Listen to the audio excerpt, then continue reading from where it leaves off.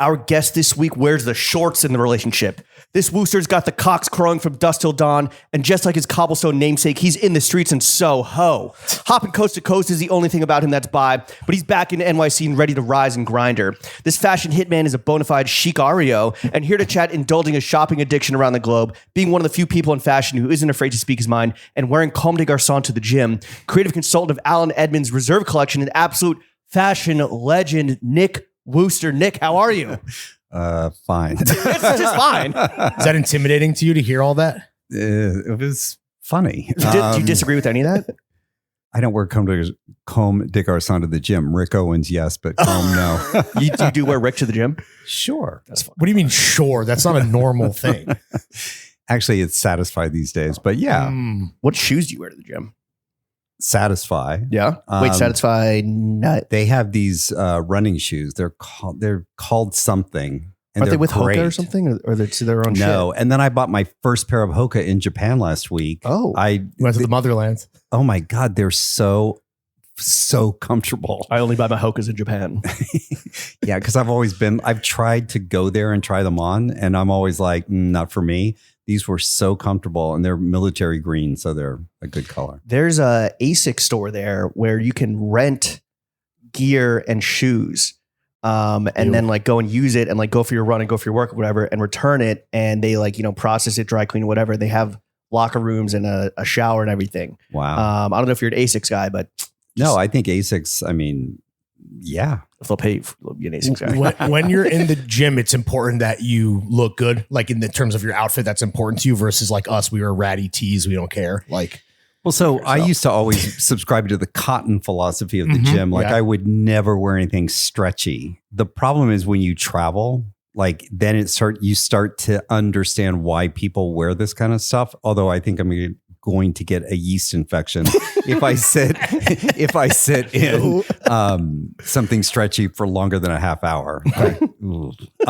sweaty guy. Yeah, like, but I'm all for ratty. Like cotton is what you're supposed to wear to the gym. Right. That's why I love Moth Tech. But you don't want just a sweaty, soggy t-shirt sitting in a Remova. Right. And if you do a lot of like HIIT training and you're literally sweating, like, if you're what do they call it? Soul cycle. Like if you do that kind of thing, spinning, you sweat like a motherfucker. Just do shirtless, Nick. You're sitting in a pool of your own fucking filth. That day has passed me by. Really? Yeah. Also, I guess the stretchiness can also, constrict as well. Right. It can. Spanx for men, basically. Ooh. Okay.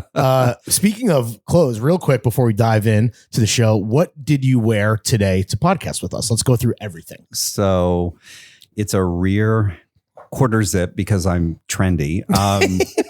Yeah, you are. And red, and also on trend. Well, isn't it kind of orange? A little burnt orange. I think I it's would like say. orange. Yeah, right, fine, But whatever. Your high vis. Studio Nicholson pants that nice. I really like that are not flattering, but they're so comfortable and I don't care. Like, Do you get a discount because of the namesake?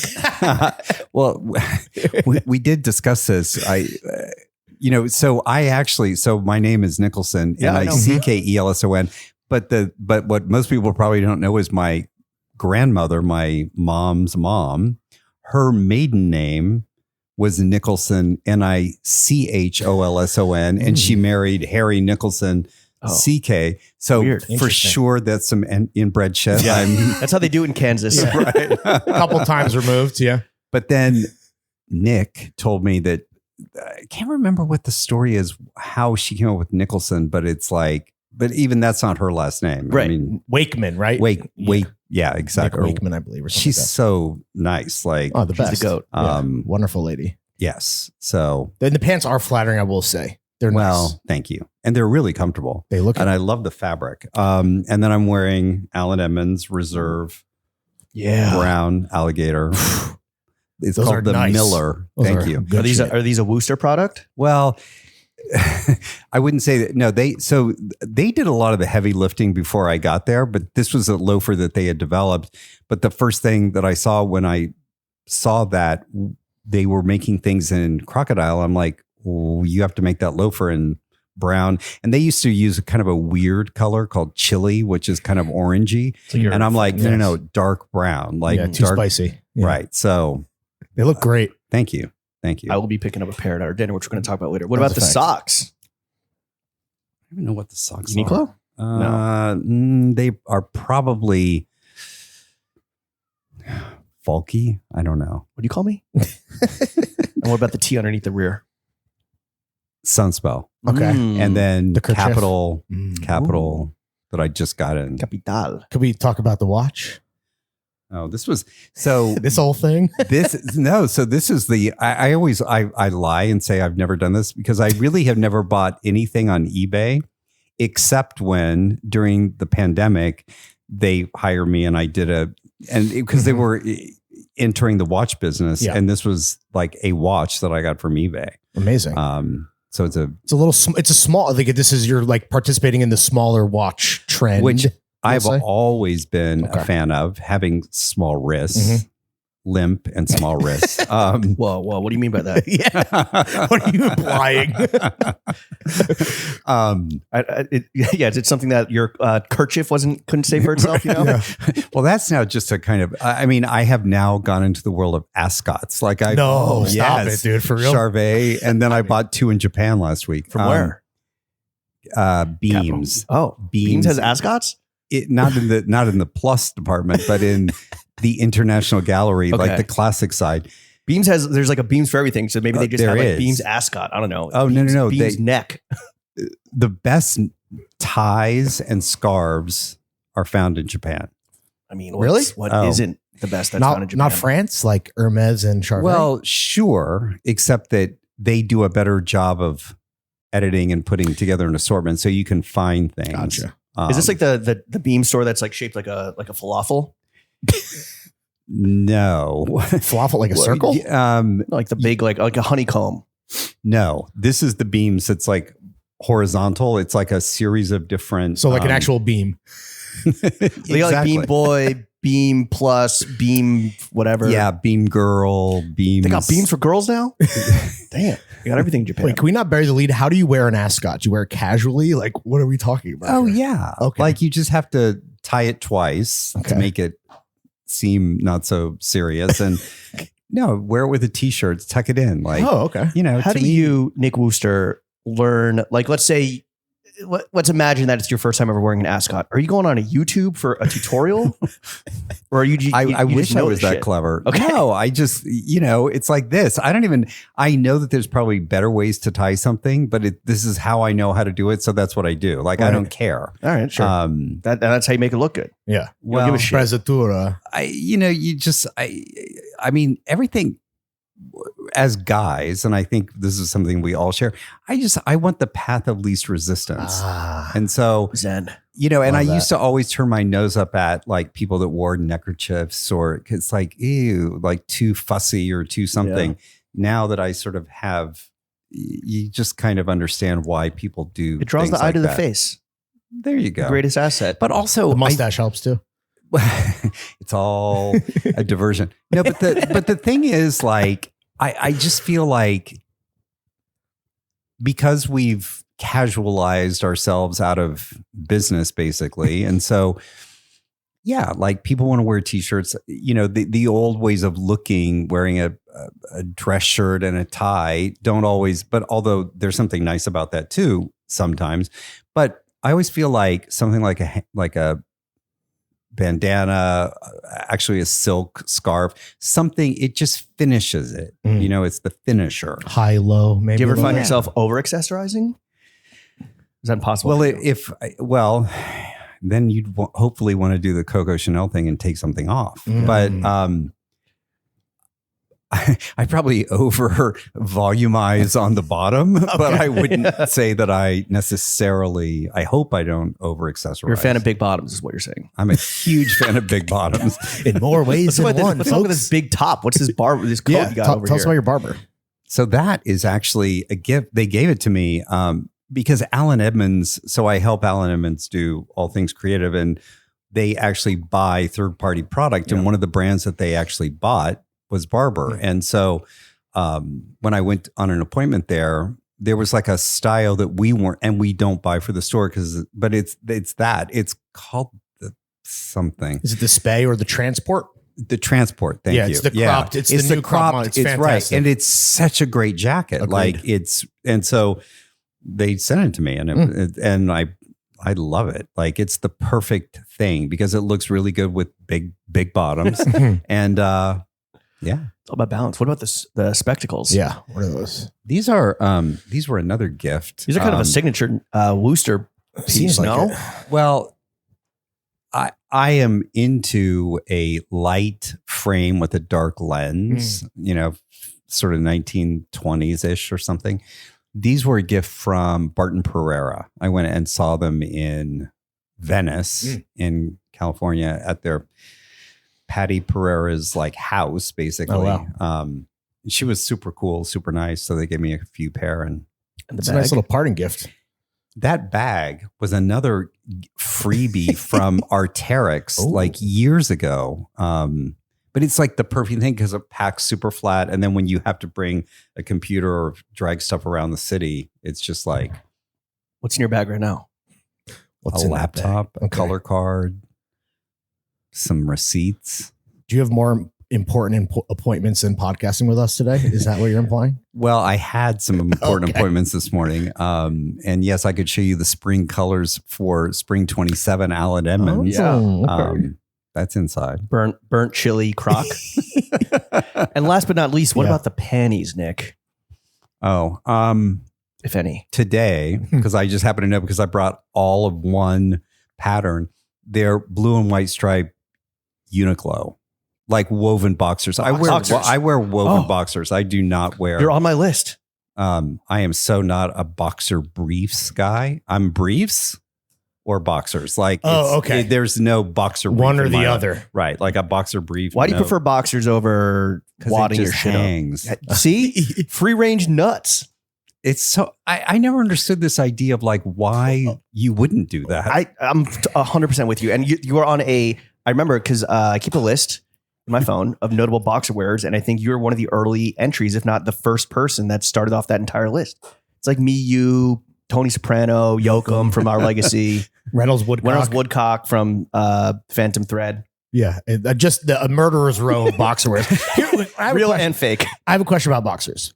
Do you think that boxers are sexy? Yes. Really? Oh, extremely. Because I have think- boxers as sleep shorts, and Jenna hates when I wear them around the house. And Really? I don't. Yeah, maybe it's just a her thing, but it's like. Poor carpenter that blames his tools. Okay. All right. Anyway, so I just in my mind now I can't associate boxers with sexiness.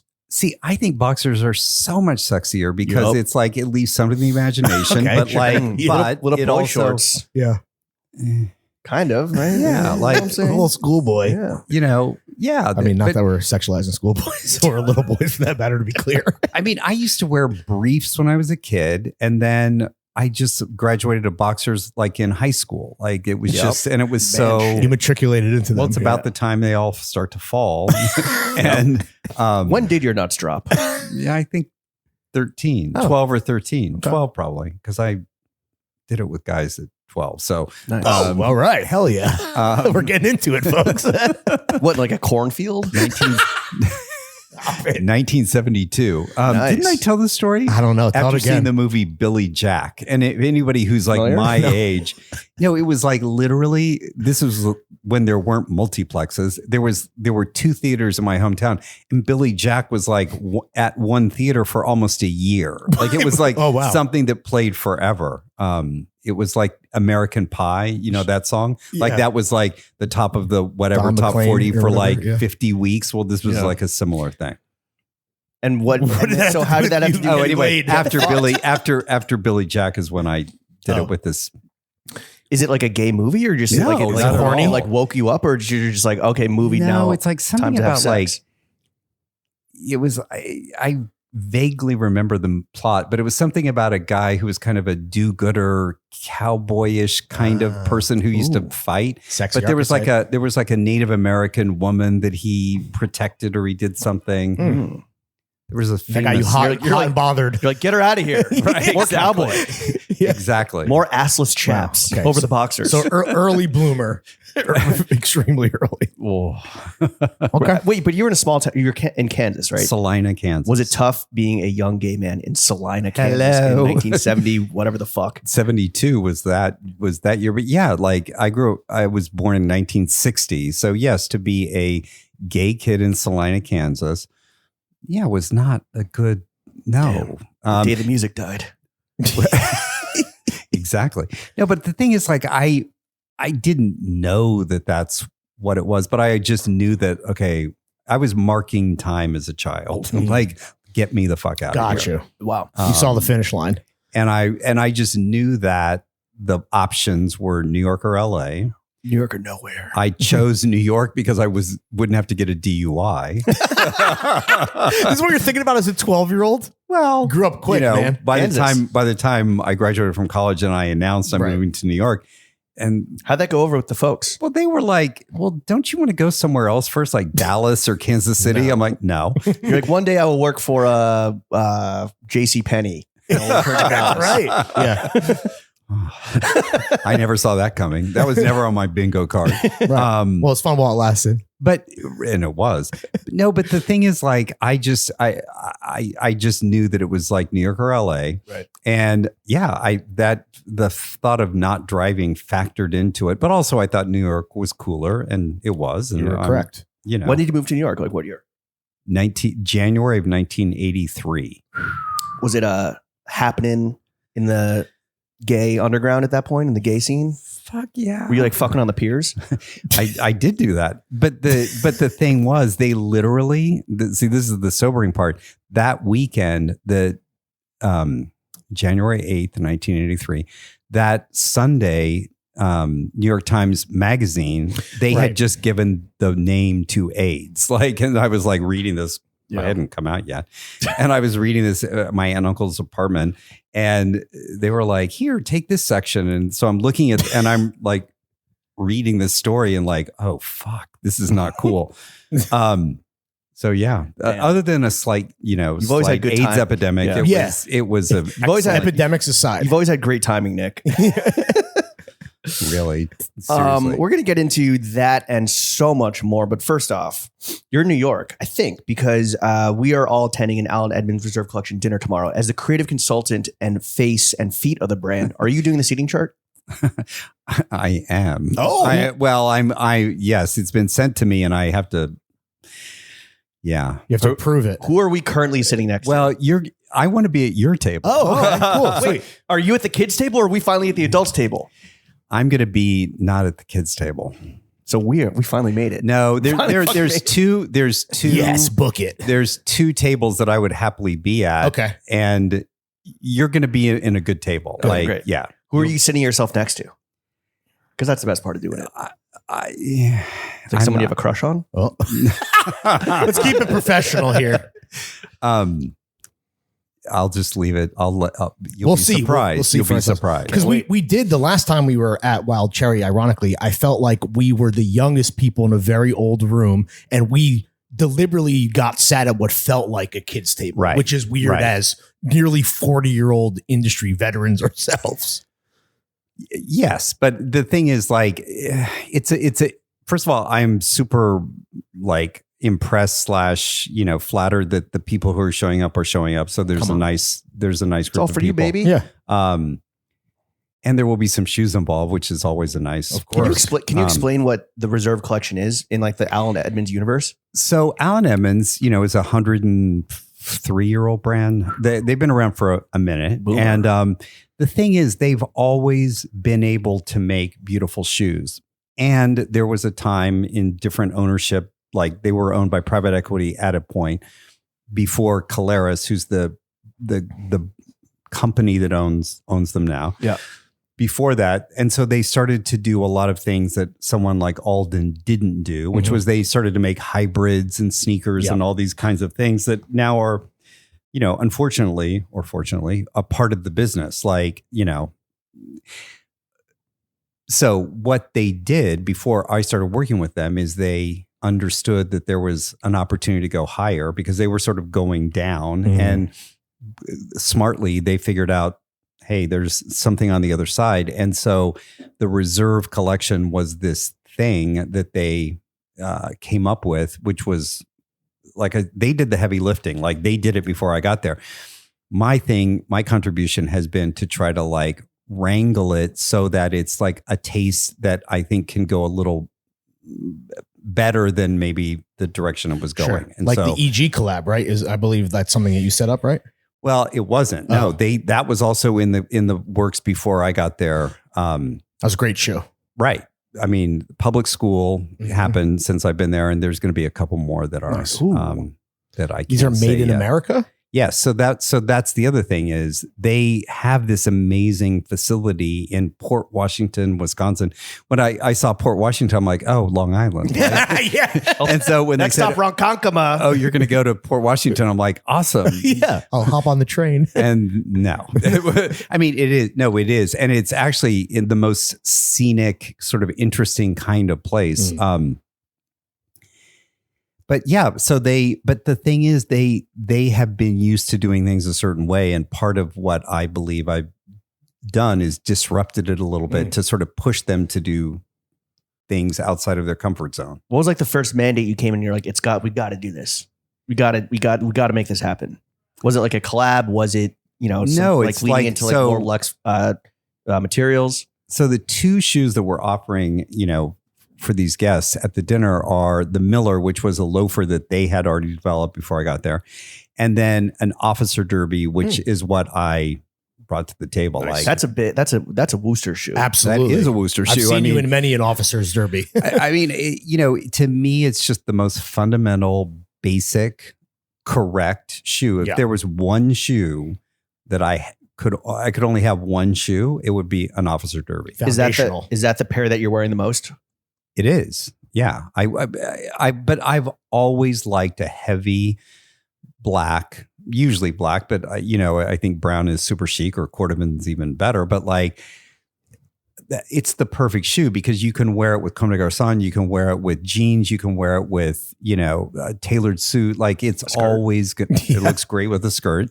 Looks great with cut off shorts. Like it and I love a derby at the beach. Wait, what? Really? Absolutely. The boardwalks Tom on Ripley. Fire Island. Like, absolutely. Okay. Yeah, it's like Tom Ripley. Is that No, but I mean, not on the sand. Are your toes all mangled, or what's the deal? Oh, like in the beach town. Yeah, like when I go to When you're going to high tea. when I go, totally. I love a fucked up brogue. I know my gay shit, he says. High tea. Come on, in the pines. Okay. Absolutely. What pair of Allen Edmonds you hate the most? Well, they make a few things that I sort of go, Have you ever killed anything? You're like, guys, we can't do that. Yes. Okay. I'm trying to help them kill some things. Because honestly, I say this once all the time. There's power in saying no, right? There's curation, there's editing, there's intentionality versus just like spray and pray. I've never heard that. I like spray and But pray. you've practiced. Yeah, usually that's a sex thing. No praying involved. For these folk. Okay, but let's go back. So yes, like we digress. Well, this is actually, something that I've actually only come to sort of late in life. And that is like when I was younger, and I think many young people, and I'm going to speak for them, do this where they, I hate that. Why would they do that? And what I've learned is that, you could walk into any store, you could go to any runway show, you could open any magazine. And when you see things, especially the things that you don't get or that you don't like or that you think that's stupid, what you have to understand is it didn't happen in a vacuum. Like a lot of people had their fingerprints on something. And so things happen for a variety of reasons. And what I've learned is that many things in life, I mean, this was true, when I was a buyer 38 years ago, the things that you want to sell aren't always the things that sell the best. Right. And the things that almost inevitably, the things that you hate the most are the things that sell the best. And so I've learned to come to peace with that so that, and what I've understood is that okay, keep those things going so that it gives you the runway or the ability to be able to do the things you want to do, which you know are not going to sell. Yeah. Compromise. Well, Ralph sells the cologne, you know,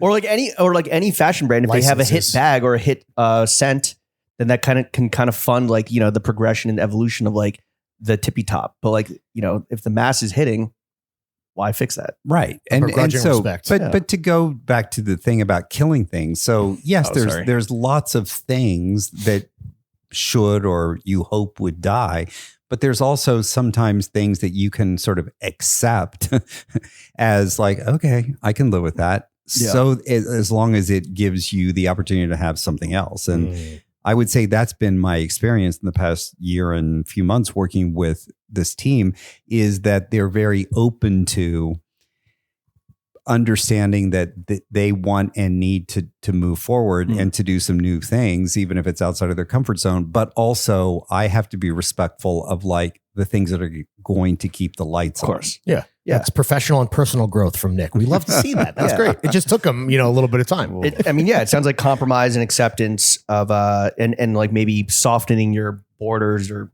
whatever. It sounds like it's a recent development. That being said, you are one of the rare people in fashion who isn't afraid to speak his mind.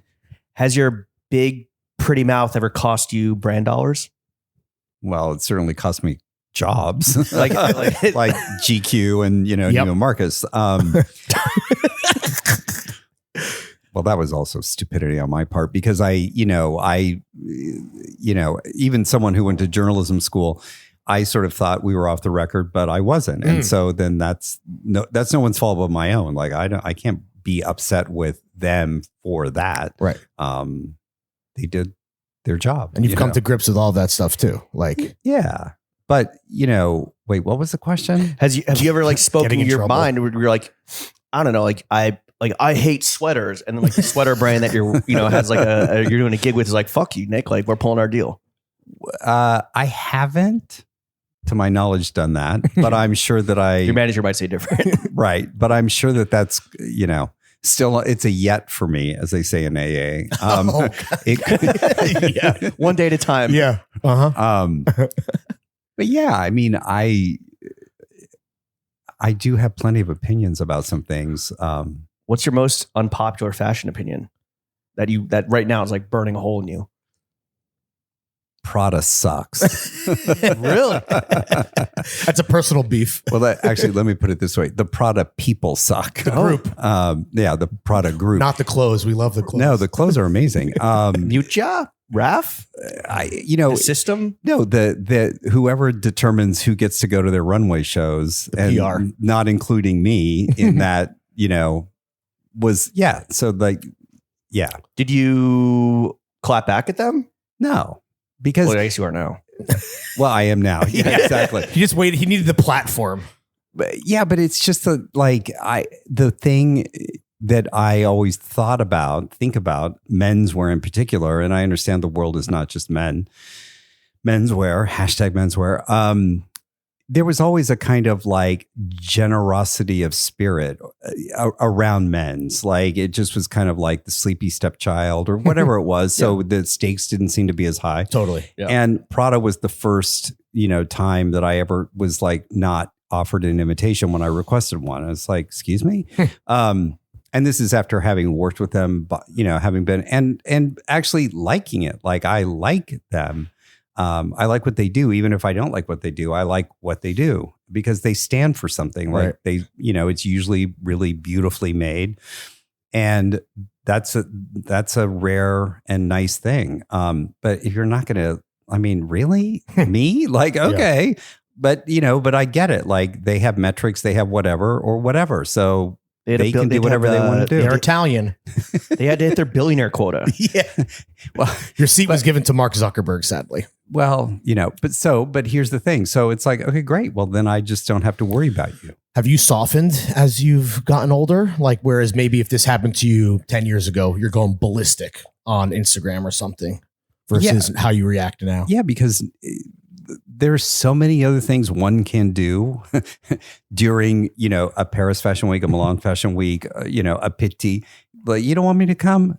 perfect. I'll find other ways to fill the time. Like, I'm not worried. Right. And I have softened, because you're right. Like 10 years ago, I would not have felt that way. What would you have done? Oh, I'm sure I would have tried to, do some pissy, thing, tweet / something / something. Twitter fingers. That probably would have like not landed, and, would have just made me look worse in the end. And that's really, at the end of the day, what this kind of thing is. It's like, fuck Prada. All my homies hate Prada. Unless they want to invite us to the show. Yeah, that's the thing. By the way, exactly. all the opinions expressed are Nicholson Wooster's own. And listen, if you got, did they give you an explanation, where they're just like, sorry, we're full? Yeah, like, sorry. Damn. The same bullshit they would give to civilians like us. But he's not a civilian. But the thing is, it's like, okay, like, sure. Have a good life. Right. Like, okay. You get to do what you want to do, and I get to do what I want to do. So if I want to talk trash about someone, I can choose to do that. What do you do instead of attending the Prada show? Hit sniffies? I'm sure I hooked up. Yeah. Exactly. This time well spent, man. I would have gone shopping. Probably. How crazy does sniffies go during like Grindr lights up during like the Republican convention, right? Like, is it the same thing with Paris Fashion Week? Yes. Sick. Yes. They call it the City of Lights, dude. Shit lights up. They call it what? The City of Lights. They do. Shit lights up. Shit lights up. When you're on that circuit, are you like seeing like the same like dick pics and profile photos? Like, you're like, oh, I've seen this guy before. Oh, 100%. Amazing. You do. It's like friends. get to refresh, like the same way that, you plan your new outfits for like Paris Fashion Week or Milan Fashion Week. You get to like take new pics for your like sniffer grindies, whatever, or sniffies grinder. Yeah. Well, you should always keep current with pics. So, exactly. Great thing about Paris Fashion Week, he gets older, the boys stay the same age. It's interesting how, like, when you're 24, a 40-year-old, ew, that's so old. And now it's like that's a 40-year-old. That's dude. like young. You're right in the center of, I'm sure, a lot of kinks, dude. I am. Yeah. Definitely. There's, the daddy thing, like how that, because again, I've always been into younger guys. When I was younger, I was into guys my age. I was till when you never were 12. into older guys. No. Stop. All right, okay. No, and let's move on. fortunately, I've never been. Even today, like a 30-year-old is pretty young. Yeah. Like, I agree. Really young. Totally. They're saying 20, 40 is the new 20, dude. And it kind of is. What are the other kinks that you check the box for? You got the daddy thing, mustache, Silver mustache fox. rides, silver fox, fashion. What do they call you? Fashion uncle? Well, yeah, I think the Asian community calls you have a me nickname, that. right? Do you still get the most ass in Asia? No. Oh, I would say I do pretty well. When I go to Asia, it's usually, I'm usually not doing that because there's other things going on. It's you're like, a celebrity. Well, no, but like, you got to plan, and, I find that like Europe is probably the easiest. France, Italy. France for sure. Mm. Or London. It's their culture. I see London. I see France. What do you think about, speaking of Wisconsin? And I kind of didn't realize this, or only putting two and two together now, that Wisconsin's kind of like maybe like the second or maybe third tertiary shoe capital of the world behind like Beaverton in New England, or of the country. What do you think about Donald Trump's current obsession with floor shine shoes? Yeah. Dog shit. Oh my God. It's so twisted. And it's hilarious that Allen Edmonds has not been included in that. Well, you don't want to be included because he likes floor shine because he's a tacky, cheap bastard. Right. Right? Like, they're super queens, I think. totally. Yeah. But what's so hilarious is that he thinks he can size up people's feet. And then wasn't poor Marco was wearing a pair that were like 10 little sizes Marco. too big. Little Marco. They all are. My thing is, why don't you just get the same model, but in your correct size? You're like, oh, Mr. Trump, thank you again for these shoes. Yeah, exactly. Like, how is he ever going to know? Like, he thinks needs his own discount code, like a podcast. And also, you could spring for your own pair of floor shine if you had to do that. Yeah. But it's at least not. Thank God it's not Allen Edmonds. Thank God it's not the ducky brown yellow. Oh, right. Like, do you still have those? No, I wish I did. Because that's the last time I remember floor shine being like hyper relevant. This is many years ago, but the ducky brown floor shines were like a big deal if you were a menswear. They were a thing. I mean, 2010, they were a thing. Damn. Different era. We mentioned that you were just in Japan. Did you do a lot of shopping when you were there? Yeah. Too much. How much damage are you talking? I don't know. I didn't total it up. It's like I'm in denial. I don't want to know how much I spent. Where do you spend? Where do you do the biggest splash out in Japan? It just depends. But like Dover Street is for me the sort of the perfect place to start. And I spend a lot of money there. Also at Comme. Those are probably my two. But, I bought so many accessories on this last trip. Ascots. Because, some Ascots, lots of scarves. But the thing is, it's like packing. It's like the trip home is always like, because also I have a Mini Cooper. And so I had to think about like what I could physically fit in the car because I like driving home from the airport from LAX. Yeah, because I do that LAX valet service where you drive and drop off, and it's such a great thing. I love the idea of you in a Mini Cooper. That's great. The visual is fantastic. Yeah, with like your 9 Removas full of fucking Comme de Garçons and Ascots. Trunks. Like it'll take 2 of the giant FPM trunks, 1 duffel, 1 roller Rimowa that sits on the ground in the passenger side, and then the backpack will fit right on the side. we joke about this, but with a lot of people, but I don't think you might actually be the first person. Where do you travel to Japan with an empty suitcase? I bring a empty duffel and put it inside one of the 2 big cases. So I travel with 2, come back with 3. So this trip, was it mostly you come home with mostly Comme or a Capital or Comme, Sakai. I bought a Paul Harnden suit. Of course. I bought 2 pairs of shoes. what were they? Sneakers. Okay.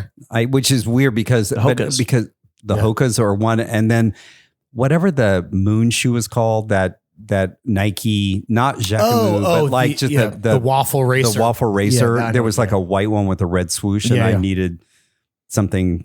Yeah, flat little ballet style, old school yeah. runner. Yeah. What's your storage situation like in LA? Well, that's part of the reason that I live there. It's kind of perfect. He has his priorities straight, folks. Because when we podcasted 4 years ago at your apartment in New York City, and I think that you gave the master bedroom was converted into just a closet. It was, and it was really the perfect closet. I have a version of that in LA, like the bigger of the 2 bedrooms is also the same. It's not built out as nicely as that one was, but it's every inch. Yeah, well, you're organized, right? Like when we were in your apartment, it was there's no clutter, right? Like everything is accounted for to your credit. So what happens when you come home with a duffel bag full of Johns from Japan? Well, is there space for it? Like no. Is it one no. I had to do a run to the storage unit. Okay. How big is the storage unit? Bigger than most people would. I mean, it's not the 10 by 10. Okay. Right. Is it like climate control, like humidity's in check? Is it like you have a spreadsheet documenting and logging everything? I don't, but I don't keep my furs there. No, that's not true. It's probably not as climate controlled as it should be, but it seems to be very no effective. moths. That's all that matters. And I can walk into it and like see everything. So it's not like, this thing where it's like shoehorned in and you've got how often are you going to hang out at your storage unit and just thumb through your wares? So you know where Mook Studios is in LA? No. Well, I live like 5 blocks from there, and it's literally next door to Mook Studios. I could, I never have, but like because I've always got to carry shit. Sure. But yeah, it's like literally around the corner from my apartment, so it's easy. We would love to visit there one day. Yeah. Well, when you guys come west, assuming that I'm still there, hopefully I'm still there, because I really don't want to move. Like I love living in LA. Like it's really a nice quality of life. The weather's so fucking nice. Yeah. Okay, but besides the weather aside, but the thing is, I do miss my friends and I do miss the routine. I miss walking, and I need to work. So it's like I need to be here. What's the first thing you do when you get back to New York City? Walk. Oh, okay. Like I miss walking. Yeah. When has it ever hit you that LA is a piece of shit town that you're going to have to eventually leave? Yeah. As soon as I moved, I realized it was a mistake. I regret everything. No, I don't. I mean, I don't regret it, but I knew that it was like, oh, this was not a good idea. Not my finest thinking. Have you gotten used to it? Because obviously that's the initial shock. I like it. Like it's a great place to hide out. Okay. because you don't see people in that way that here you see people, you literally walk outside and like you see people. LA is very not that. More anonymous. It's very anonymous. I just, it's a great place to just work from or be from, like to use as a launch pad. But in terms of like, there's no work for me there. I don't do anything there. Closer to Asia. Yeah, but it's only further from 2 Paris. hours. It's only 2 hours really shorter than the flight from New York, because really? New York, you go this way. In LA, it's like, it's not really the 60, but this is the biggest problem with LA. Forgetting about is the time zone. So like Europe is a problem because I work with a guy who's based in Switzerland, and that 9-hour time difference brutal. is really fucked up. So I get up at 3 and 4 a lot. What? That's Zoom crazy, calls. dude. Right. Like out of bed? Like you like wake, you set an alarm or? Yeah. That's Yeah. fucking- But Are you wearing? wake Are you bottomless? boxers? I've been known to sit with a sweater and then a pair of boxers, like Go Winnie the on Pooh, a Zoom call. Winnie the Pooh mode. Right. Besides the obvious, like obviously driving, the weather, like the obvious things that you knew you were preparing yourself for. Was there anything that maybe surprised you with like culture shock and moving to LA?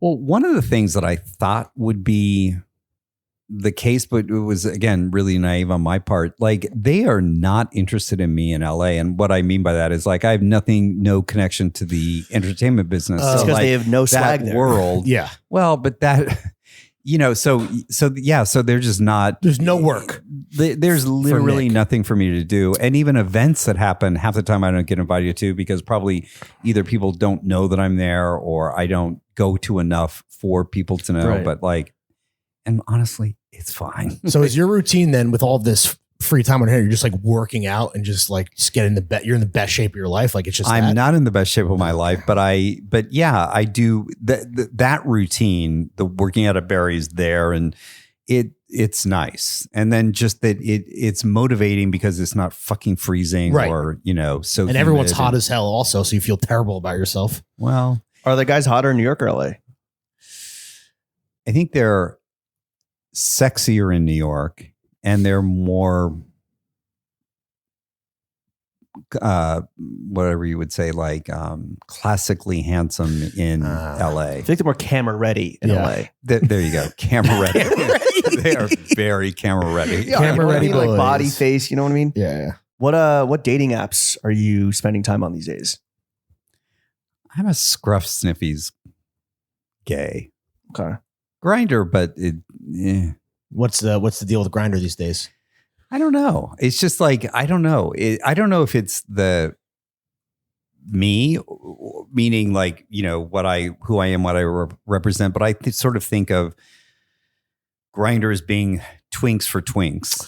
Oh, interesting. Or something. You've been priced out. Yeah. How does like Sniffies and I don't know really know, but like Sniffies is like more cruising, and how does it work in LA where you have to like go drive to the spot versus just like, Literal oh shit, cruising. I'm near the spot. Let me just pop in and get one out real quick. So the one thing, I don't use it as a location thing okay. so much as just as but you understand where people are Mhm. and they understand where you are. So if you're still going to get in the car and go to someone's house, or they're going to come to yours, you at least have a sense of where they're coming from. But it is in the home. Oh yeah, Usually in LA. I am not like doing it out in the wild. Like those days are long behind Do you me. prefer to entertain and have people come to you, or do you like to get out and see how other people are living? It depends on where they live. Okay. It's all convenience. Depends on the traffic that day. Yeah. Right. So I would say I prefer them to come to me, but I have also been interested in not doing it. Oh, I'd like to see some real estate in that area. Right. Exactly. Oh, I can stop at the storage unit on my way home. I was right by an Erewhon. I wanted a smoothie. Okay. But like, if they live in K-Town or something, it's probably dodgy. So it's like, Gotcha. no thanks. Like I've Totally aged understand. out of that. Yeah. Like, Yeah. Nick, 4 years ago, you were paying $31,000 a year on your fitness journey. What's the fitness budget looking like now? I don't know that it's changed much. Okay. It costs money to, Oh, we get it. to look this good. Well, to do, to stay afloat, I would say. Oh, just cruising altitude. Just to tread water. Yeah, like it's yeah. When Well, you were go It ahead. might even be more because of inflation, but right. I'm saying it probably. When you gave that figure publicly to the New York Times, the paper, which I record, also shouldn't have done. Well, I was yes. going to say, I don't remember what the reaction was like immediately when we talked about it 4 years ago, but like, when it's now looking back with hindsight being 2020, did you get a lot of hate where people like, yo, fuck this privileged asshole? I mean, Or maybe they use a here's the slur. thing. I probably do, but years ago, even from Tumblr days or something, I've never read comments. Smart. I don't read comments. I It's pointless. even when I think or know they might be positive, I just don't get involved because it's just not. It's a slippery slope, and Yeah. I can imagine some of the things I think in my head about these people that I see. Imagine what the ones who are not afraid to use their fingers to type, right. but like it's just it's a losing proposition. Like, Totally. why get involved? But with all that said, I also am so amazed by who gives a fuck. Like, Right. if you say my I money. did X, like I'm spending this amount of money on something, like, okay, like Do you? choices. Do Like, you, boo? Yeah. Like, Also, okay. I don't think that. I don't know what it is now, but like, it seems like you're slightly ahead of the whole fitness culture that now boutique classes, supplements, medication, personal, custom, everything. $31,000 is a lot of money, but I don't think it's like as outlandish now as it might have sounded 4 years ago. Yeah. No, I think somebody in that same article said that they spent twice as much and somehow they weren't getting heat for it because maybe they didn't know them or it They were wasn't ugly as fuck. visibility. Yeah. Yeah. Or they needed to spend that money because they looked like shit. Yeah. Now that everyone and their mother's on Ozempic, are you on? Because you were Fuck yeah. on that shit early. Yeah. Are you on some under the radar medication that normies don't know? Well, about yet? I'm on the latest one, the GLP-3 one. Right. That's like, we're on threes now. yeah, Is that we're on Reda? 3. Is that Reda? Yes. Okay. Exactly. Which is going for FDA approval currently, Right. but you're taking peptides straight Right. up. Okay. Right. This Yeah. guy. Do you, Yeah, that's what he's talking I'm trying to get on your level, honestly. Really? No, I mean, why not? He looks All fucking right. fantastic. But here's the thing. Everyone's going to be doing this. Right. Everyone knows, everyone, like, on that everyone shit. that is fortunate enough to be able to do this. But like, yes, I think that this is the future. And like, it's so the tip of the iceberg, I believe. Oh yeah, you're not bone smashing and What's doing your- like crazy my looks God, maxing that guy shit. is so scary. Yeah. What's your stack? Yeah. What's your peptide stack? It's pretty basic. Okay. I take Summer Ellen and then I take PT 141 really for tanning, even though it's supposed to give you a boner. That's what it's really for, but it doesn't work for Killing that. two for me. birds right there. But it makes you tan. Yeah, it like increases the melanin in your Oh. skin. So when you so I used to be such a like Irishy white turning red sort of person. Now I tan. You got a nich glow to you, dude. I just Thank assumed it was LA. Well, I was in the Bahamas like Okay. a couple weeks ago. You tan, but you're not hard. Or there's something else. for Or it, maybe. sometimes you get tan and hard at the same time. That's the best combo right And that there. is a good combo. Hopefully you're not in the tanning bed. You might lift that shit. Yeah. Are you the Pop the top. Are you the OG looks maxer? Again, you were early on Ozempic. You were early on like kind of devoting a large portion of your income to just like health and longevity. Sounds like you might have been the OG Clav. But looks maxing is just a code for gay. Like, let's just get with that. a lot of people are like, facts. yeah, this is just some like, even like The smoking meth. It's gays- like, that's some circuit muscle queen shit. the gays have been doing this since the time before time. Like, Yeah. it's like, you want to get laid, you got to look good. So what are you going to do? Like, Though a lot of these take care of guys, yourself. You hit that Tina. yeah. Though a lot of these guys are not looking to get laid seemingly, or maybe I'm thinking in terms of like the opposite sex. They're looking to impress men. So yeah, to your point, I guess they are just gay. Right. And that clavicular, whatever the fuck his name is, he's a total closet case. Yeah. Like, Do you think he's hot? yeah, I do with him. Clip it. What is your workout routine? Are you tossing plates? Are you doing cardio? Like, when you actually get in the gym in your Rick and your Hokas, what are you fucking doing in there? Well, it's a little bit of all of the above. Like, I have to do some sort of cardio component to get that heart rate going. And, HIIT training is basically the best way to do that. So when I was working out with this guy, Mike, in New York, the best thing was when you would do a bunch of circuits where you throw some weight and then you do some rowing, or throw some weight and then you do a couple sprints, throw some weight, and like that is a good way to work out as far as I'm concerned. It keeps you, It's terrible. it keeps you going, Yeah. It sucks. interested. It sucks to do. Yeah. Well, knowing It hurts. Well, knowing your addictive personality, have you become addicted to working out? Sure. Yeah. Okay. Straight up. Absolutely. Yeah. Shopping, working out. Yeah. Not eating. Oh, Oh, that okay. too. Sex No. addiction, shopping addiction. Work. I mean, that's 1 for 3. no, You those know? are 3. They're 3 for 3. Those are all great. Food, like, you could use any and or all of the above. Did you like the transition of food from New York to LA? I think the food in LA is great. Really? It is. So New York has the best food at the highest end, hands down. Although there's great high-end food in LA, but LA has better food from the bottom to the middle that New York does not have. Well, they got the produce and they got Asians and Mexicans. So, I mean, there is nothing better than Mexican food. That's your favorite? That's your number one? Well, it's, one of. I mean, for me, you just can't go wrong with anything Italian. That's fair. Because produce, Yeah. clean. Well, you Easy. eat tacos on from a streetcar? Like a street cart? Is that I can, but Okay. I've got a really good Mexican restaurant, family kind of Mexican place down the street from me. great? what's the current topical skincare routine?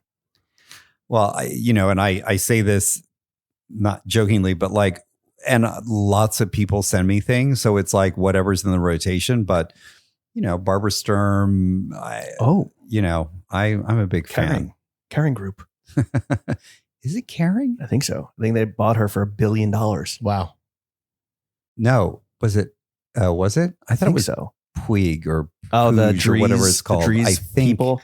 somebody bought her. You're Yeah. right, but no, it's great. I Good think for it's her. great. How much free shit do you get every week that fucking sucks that you don't use, whether it's skincare or clothing? Well, not nearly as much as I used to. One of the problems of where I live in LA is I have a porch and it's exposed to the street and stuff goes like it. Gets stolen? Literally, I can see a message like we delivered something, and then I've opened the door and it's gone. Like Wow. it's like, Do you have a Ring camera? How are you preventing don't. this? What's your loss prevention strategy? Do you own a gun? Do you think people saw they're like, yo, look at that swag. The one swaggy guy in Yeah, LA they is know. here. He's He got must, be rear. getting, he must be getting free shit. There's rear on that He must be porch. getting fire shit. Yeah. have you guys seen like on Instagram some guy that like blows up the boxes when Oh, yeah, people yeah. like? I'm like- sure it's all AI generated, but Right. they're so hilarious. No, with like blue dye. right Yeah. with the dye, like a and, bomb bag from the Right. bank. Yeah, exactly. Oh, Jesus Christ. I so wanted to do that. I mean, But how much when it does make it past the porch thieves, what percentage of the stuff you get for free do you keep and what percentage fucking sucks and you like let them have it or just put it on the street?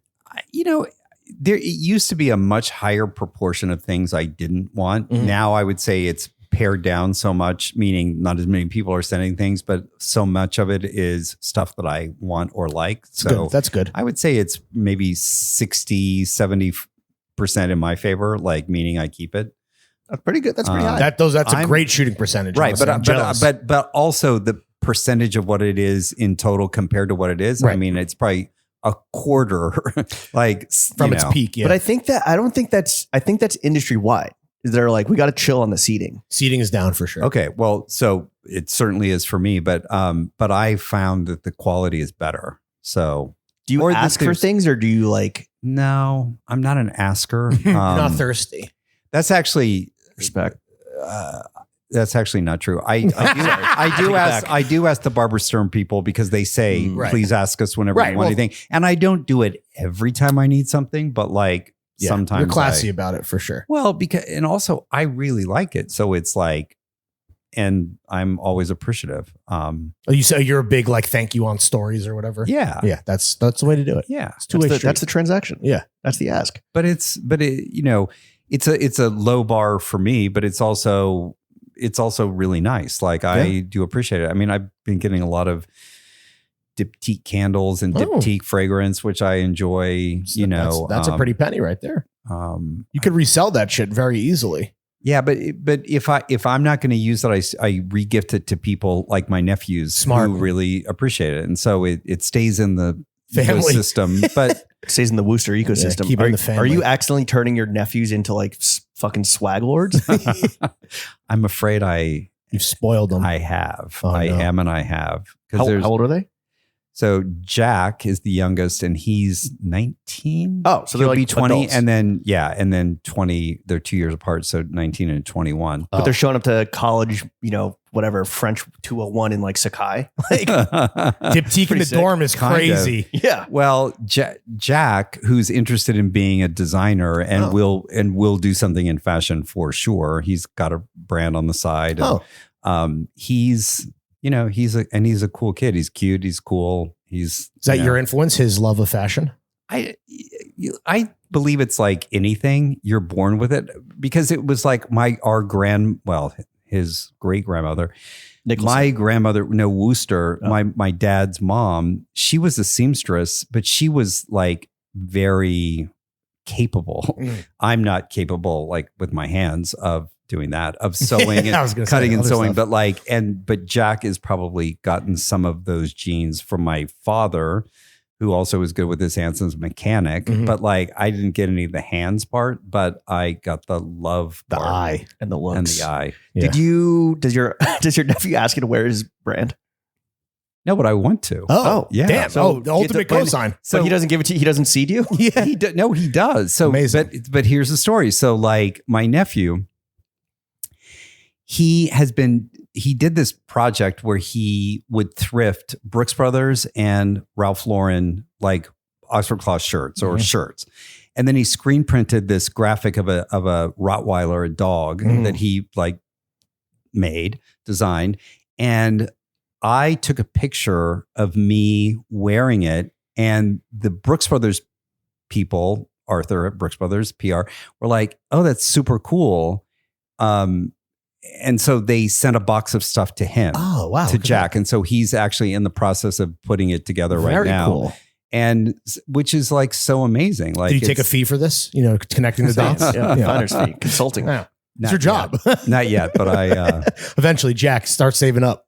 But but I think that's like that's such a nice thing that like how all of this sort of pays off. I think. Yeah, absolutely. It's nice to know people are paying attention, but it's also nice to know that like, and he's a creative, interesting, good kid. So like he deserves a success. Well, when you're not getting free clothes from your nephew, how much do you spend on clothes every month? You had to put a number on it, if that's possible. I'm not going to. Your accountant's not listening. I'm not going to say that number. It's a lot, but it's not as much as it used to be. I just spent a lot more. You've toned What it happened? down. What happened? Times are tough. Yeah. How much have you spent on clothing in your lifetime? Oh, well, when I think about all the real estate that I could own. Yeah. That's when it starts to really hurt. Right. I used to do that with drugs too. Like, well, okay. Have you spent more on clothes or drugs overall? Oh, clothes for sure. What was your drug of choice? The next one. Oh, correct answer. Now that you're clothing of choice. The next one. What? I mean, if it's a quality over quantity thing, what's the most do you think you've ever spent on a single piece of clothing in your life? Well, I know what it is. Oh, what is it? Can you tell us, please? $7,000. Jesus. And I'm blanking on his name. Fuck. Well, okay. You're going to know. Well, I hope I do. It was that. Fuck. He lived on Center Street or whatever. What's that called? What's Lafayette? Okay. Yeah. Supreme? No. Remember that kid, Justin, who used to work at, he was a buyer at Barney's, and before that he worked at Sid Mashburn. Justin Doss. And he's now at Kith. No, that's Justin GQ. Dean. I believe Yeah. JD is at Bonobos now. Okay. But anyway, Justin Doss, yeah. He was connected with him for a minute. It was like an art Rare project. Weaves Rare by, Weaves by Hartley Goldstein. Yeah. There you go. Yep. Well, that was super one of one. Was it a mask? No, it's a kimono, like kind of like long coat, which I still have. How many times never have you worn wear it? I mean, the textiles, twice. The raw materials that he was using are like the No, it's rarest exquisite. shit. It's like it is a It's art. beautiful. It's art. It's a Wearable beautiful art, yeah. object. Cost per wear, I can't believe I knew that. $3,500. Yeah, I think I've only worn it once or twice. Cost per wear So you $7,000. paid Hartley $7,000 for a bunch of rags. Correct. And he gave me a couple of shirts out of the deal for free. Nice. And a pair of that pants too. Okay. So, amortized. A whole it's like- wardrobe, yeah. No, but like it was amazing. But the thing is, I used to have pre-COVID, I used to say anything under 3,000, I wouldn't question it. Like You don't even bat an eye. wouldn't bat an eye. But that 3,000 today is like doesn't get you far. No. And so, but also I still have that psychological barrier. Like I just things that are $4,000 and $5,000. I remember when you could get a Savile Row suit made for that kind of money, and so I still use that as like I get it. number in my head that like it's just not okay. Yeah, I'm like that with $100. Well, Economies of scale. I'm not joking. I mean, but my father's like that. But like, you know, and I understand when I say, oh, that's a good price. I understand that's so stupid because my idea of a good price and yours or my father's idea of a good price is not anywhere in the realm of the same. Do you buy vintage at all? You know, I don't. And I don't, but I should. Not if you don't like it. It's not that I don't like it. I just find it now that hard to. Yeah. There's something about like a store that experience, I guess, having worked in retail virtually all my life. I mean, I started working in a store in 1976. That was 50 years ago. You know, I was 16 years old at the time. It's been in my blood for a long time. But one of the things that I do think is when I see things in a store, it legitimizes it for me. Like it makes it real. What about like, if you're in Japan, they have, stores that are just very beautiful and offer that amazing retail experience. But it is like they've surfaced archival Comme des Garçons, for example, which maybe, I don't know if it's a collection missed out on or maybe you didn't appreciate at the time. You can revisit that. So no, and I think that's amazing. And I do, but I haven't availed myself to that. Like it's not on my radar of like, and I do know that there are people who specialize in this kind of thing. But generally you have a psychological barrier. I like stores. Like I just feel like a nice store, a nice experience, What are your favorite stores in LA? Well, there's great stores in LA. There's we agree. Mohawk General. Yeah. Sure. Shout out to fam. I mean, Union is like a stalwart, but there's Dover Street. Do you like that Dover Street? Departamento is great. Do you like that? Do you like Dover Street, LA? Okay, so here's what I told Adrian. The guy who. Oh no, we're familiar with Mr. Jaffe. Yeah. Because in my mind, Comme des Garçons can do no wrong, and they literally that entire that universe is still for me. It doesn't get better than that. The thing that I think is interesting about Dover Street is how each one is different, and there's pluses and minuses to each one. For me, Tokyo and London are tied for the most interesting and the best, let's say. But what I said about New York, LA is New York, great content, terrible format. LA, amazing format, terrible content. Oh, the buy is off. Yeah, it's just different. It's not the same. So you don't want to go to Murray Hill to shop in New York, and when you go to Dover in LA, you're like, I don't want to buy any of this crap. Well, the problem when I say bad format is that space, which is a beautiful space, and they do such a good job of like making it interesting. That elevator in the center makes it unwieldy. It's like not my favorite. It's also impossible to get it. So, but we wait like, a while. But the LA thing, all based on one level, is like super cool. Like it's an amazing experience. Yeah. An amusement park. It is. What is like you step in, you don't know what room you're stepping into. And it just like opens up in front of you in LA. Yeah, exactly. And also I always feel, I think this about the Paris store too, is it's easy to miss things. Like you don't always know that if you're seeing it all. But I like that. I like that it's not so mapped out for you. Right. It's There's like discoverability. You got to like pay attention. Yeah. Okay. Do you have a grail of clothing that still to this day has escaped you and you have nightmares about non-buyer's remorse? I used to. There was a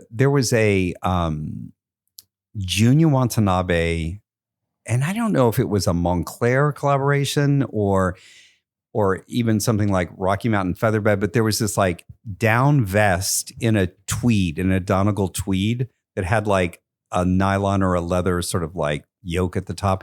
And it's one of those things that if I ever saw it, I would buy it. but I've never seen it since. Are you on like Grailed and eBay and No. shit like that? No. Okay, so where are you going to see Have it? you ever seen this John in person, or was it just like you saw it on the I runway? did at Dover Street Market the very first time I went in 2005. Well, this is an archive piece. This is 20 Right. years old. Right. Huh. 2005 or 2006. So that to you is the one. And it was just a thing that I still to this day remember. If we found it, would you buy it? We could probably, I mean, Sure. I've looked for it. But let's see if you can find it. have you thought about the emotional impact Ray's retirement is going to have on Oh, you? that might be it. It's Montclair? $500. No way. Yeah. Well, okay, well, James Yeah. found it. Was it a vest? Or what? It was there- a vest. There wasn't a jacket version? It was a vest, but I feel like the tweed was different. Maybe there might be different patterns. With, It was a vest. maybe this is a fake. So this is Montclair CDG collab specifically. Well, I remember. Oh, here's Junior. here's the junior one. Is this what we're talking about? This has got to be it. Wait, Grail doesn't. Is that Oh, it is like that, but Okay. it was a vest. okay? What do you want? The jacket? You want sleeves? You want the vest? $285 on Depop. Size medium, fair condition. This is Montclair. Though. This is Oh, different. wow, but no, it was Montclair. It's Montclair. Or I mean, it's CDG, But not Junior. Yeah, but I remember This is it great as podcasting. Junior. Maybe there's iterations. Either way, we'll send you some links. Let the young kids handle it, Nick. We I got like it. My sourcing. Yeah, we got it. It seems like this thing is readily available. Yeah. To be fair. Oh, and the other thing I've always wanted, and I still want, is and I can't even believe I'm going to say these words out loud, a Louis Vuitton Steven Sprouse graffiti bag Iconic. in olive, with the olive graffiti, but the big duffel. That's going to be harder to find. Right. That might be in Japan. Are you a bad guy? I'm not talking about your drug days. I'm not, because the Thank thing God. is, like, You'd be so fucking broke. I know, right? Jewelry and bags, thank God I'm not really into, but because of travel. So Sure. things like duffel bags become important, or a backpack. I mean, I'm still carrying a Vism backpack for 11, 12 years It's now. a great backpack. But it's though. the perfect backpack, Yeah. and it holds so much. Arguably the only acceptable backpack for a grown man. It's got to be Viz. With Yeah. is it the deer skin on it? Yeah, Like the- yeah. That's the best, dude. Yeah. So we'll find you this. The Sprouse might be harder Yeah, to track down. But Yeah. I think I saw one at one point, but it was expensive. It was Of like course. 7,000 or 8,000. And it's like, That's a rare Weaves kimono. I was gonna say Right. flip the kimono. but even like 3, 4, 5, 6, like once you're spending that kind of money on an item, it's like, wow. I only recently crossed the 1K threshold myself Congrats. for And like what was that? that jacket, but it was like besides a Oh, suit. nice. But Steiner. yeah, it's like if you have that psychological Right. threshold, it's honestly sometimes that's good. Like you need that. Otherwise, Yes. you're just gonna you Yeah. know if you start not blinking an eye at 7K, Well, like you're gonna be Yeah, fucking, don't do what I do. Well- Like, don't do this. Like, I am the poster child for not doing this. I think it's different for people like watches, jewelry, kind of precious metals makes sense. Yeah, And then yeah, it's yeah. when it's a sick fur-lined jacket from Japan, you do need to do a little bit of mental gymnastics or work up the courage. You've passed that point naturally, but Well, You know, I get it. But We're all the same. I have loved clothes since I was old enough to speak, and I always had opinions about what I would or wouldn't Mhm. wear, or what I wanted, what I didn't want. And so I do think that what you love. What was the right. first thing you remember like really wanting and acquiring as like a young farm boy? Sperry topsiders? Were those not popping off in Kansas where they were hard to track down? They were hard to track yeah, I down. can imagine. What do you like I was in order them off a catalog? 10th Yeah. grade. Okay. And yes, I called Wolf Brothers in Kansas City, Sick. That's awesome. and they sent them to me, and it was like a thing. Do you remember how much? Yeah.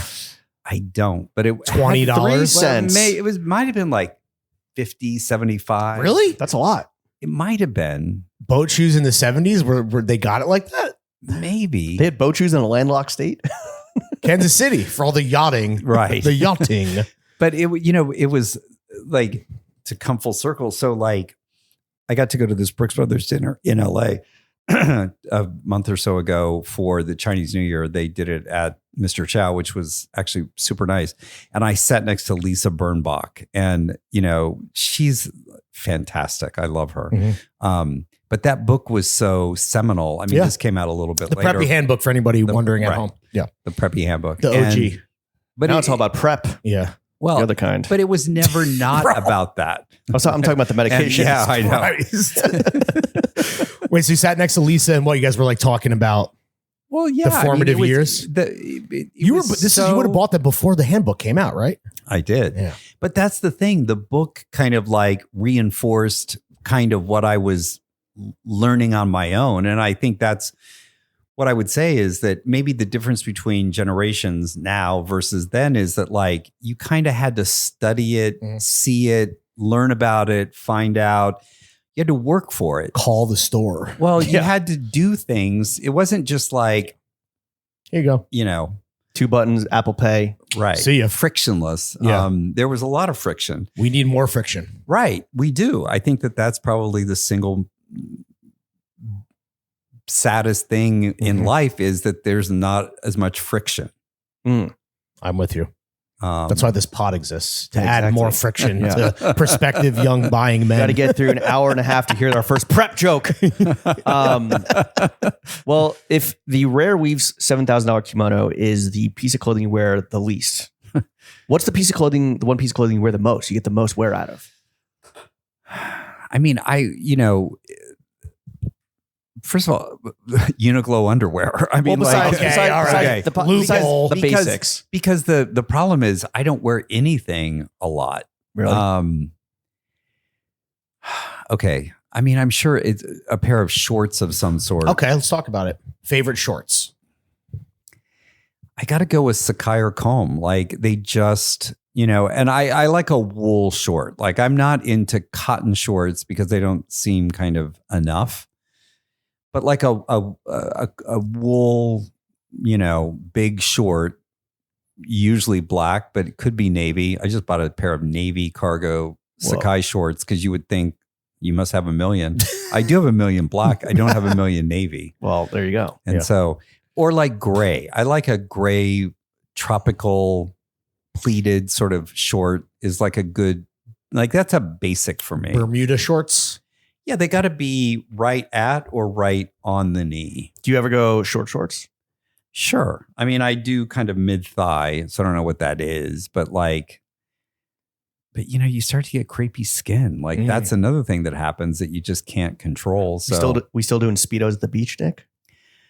I do Speedos by the pool, Okay. but I don't walk around in them. Speedo and derbies. Speedo and no, I Literally Tom Ripley. Literally. right. I like a Speedo and a derby. There you go. What's the longest pair of shorts you'll go? Well, And when do shorts become pants? Well, right. Then the minute it goes past the knee, it hovers in what I call the unfortunate length. And then that's like a really slippery slope where Longer it's isn't like, always better? it isn't because like that midi length. And I have these Comme pants that are, and I literally, that is a lesbian headmaster look. Like it's not flattering, but I like it. It's comfortable. Do you wear jorts? I do. Okay. I'm a big fan of it. Oh, really? Okay. Yeah. Okay. So, but again, don't try this at home. Like there's nothing better than a Levi cutoff, like a Levi 501 sort of mid thigh. It's got to be super fucked up with some holes in it. Like it can't be precious. It can't be clean.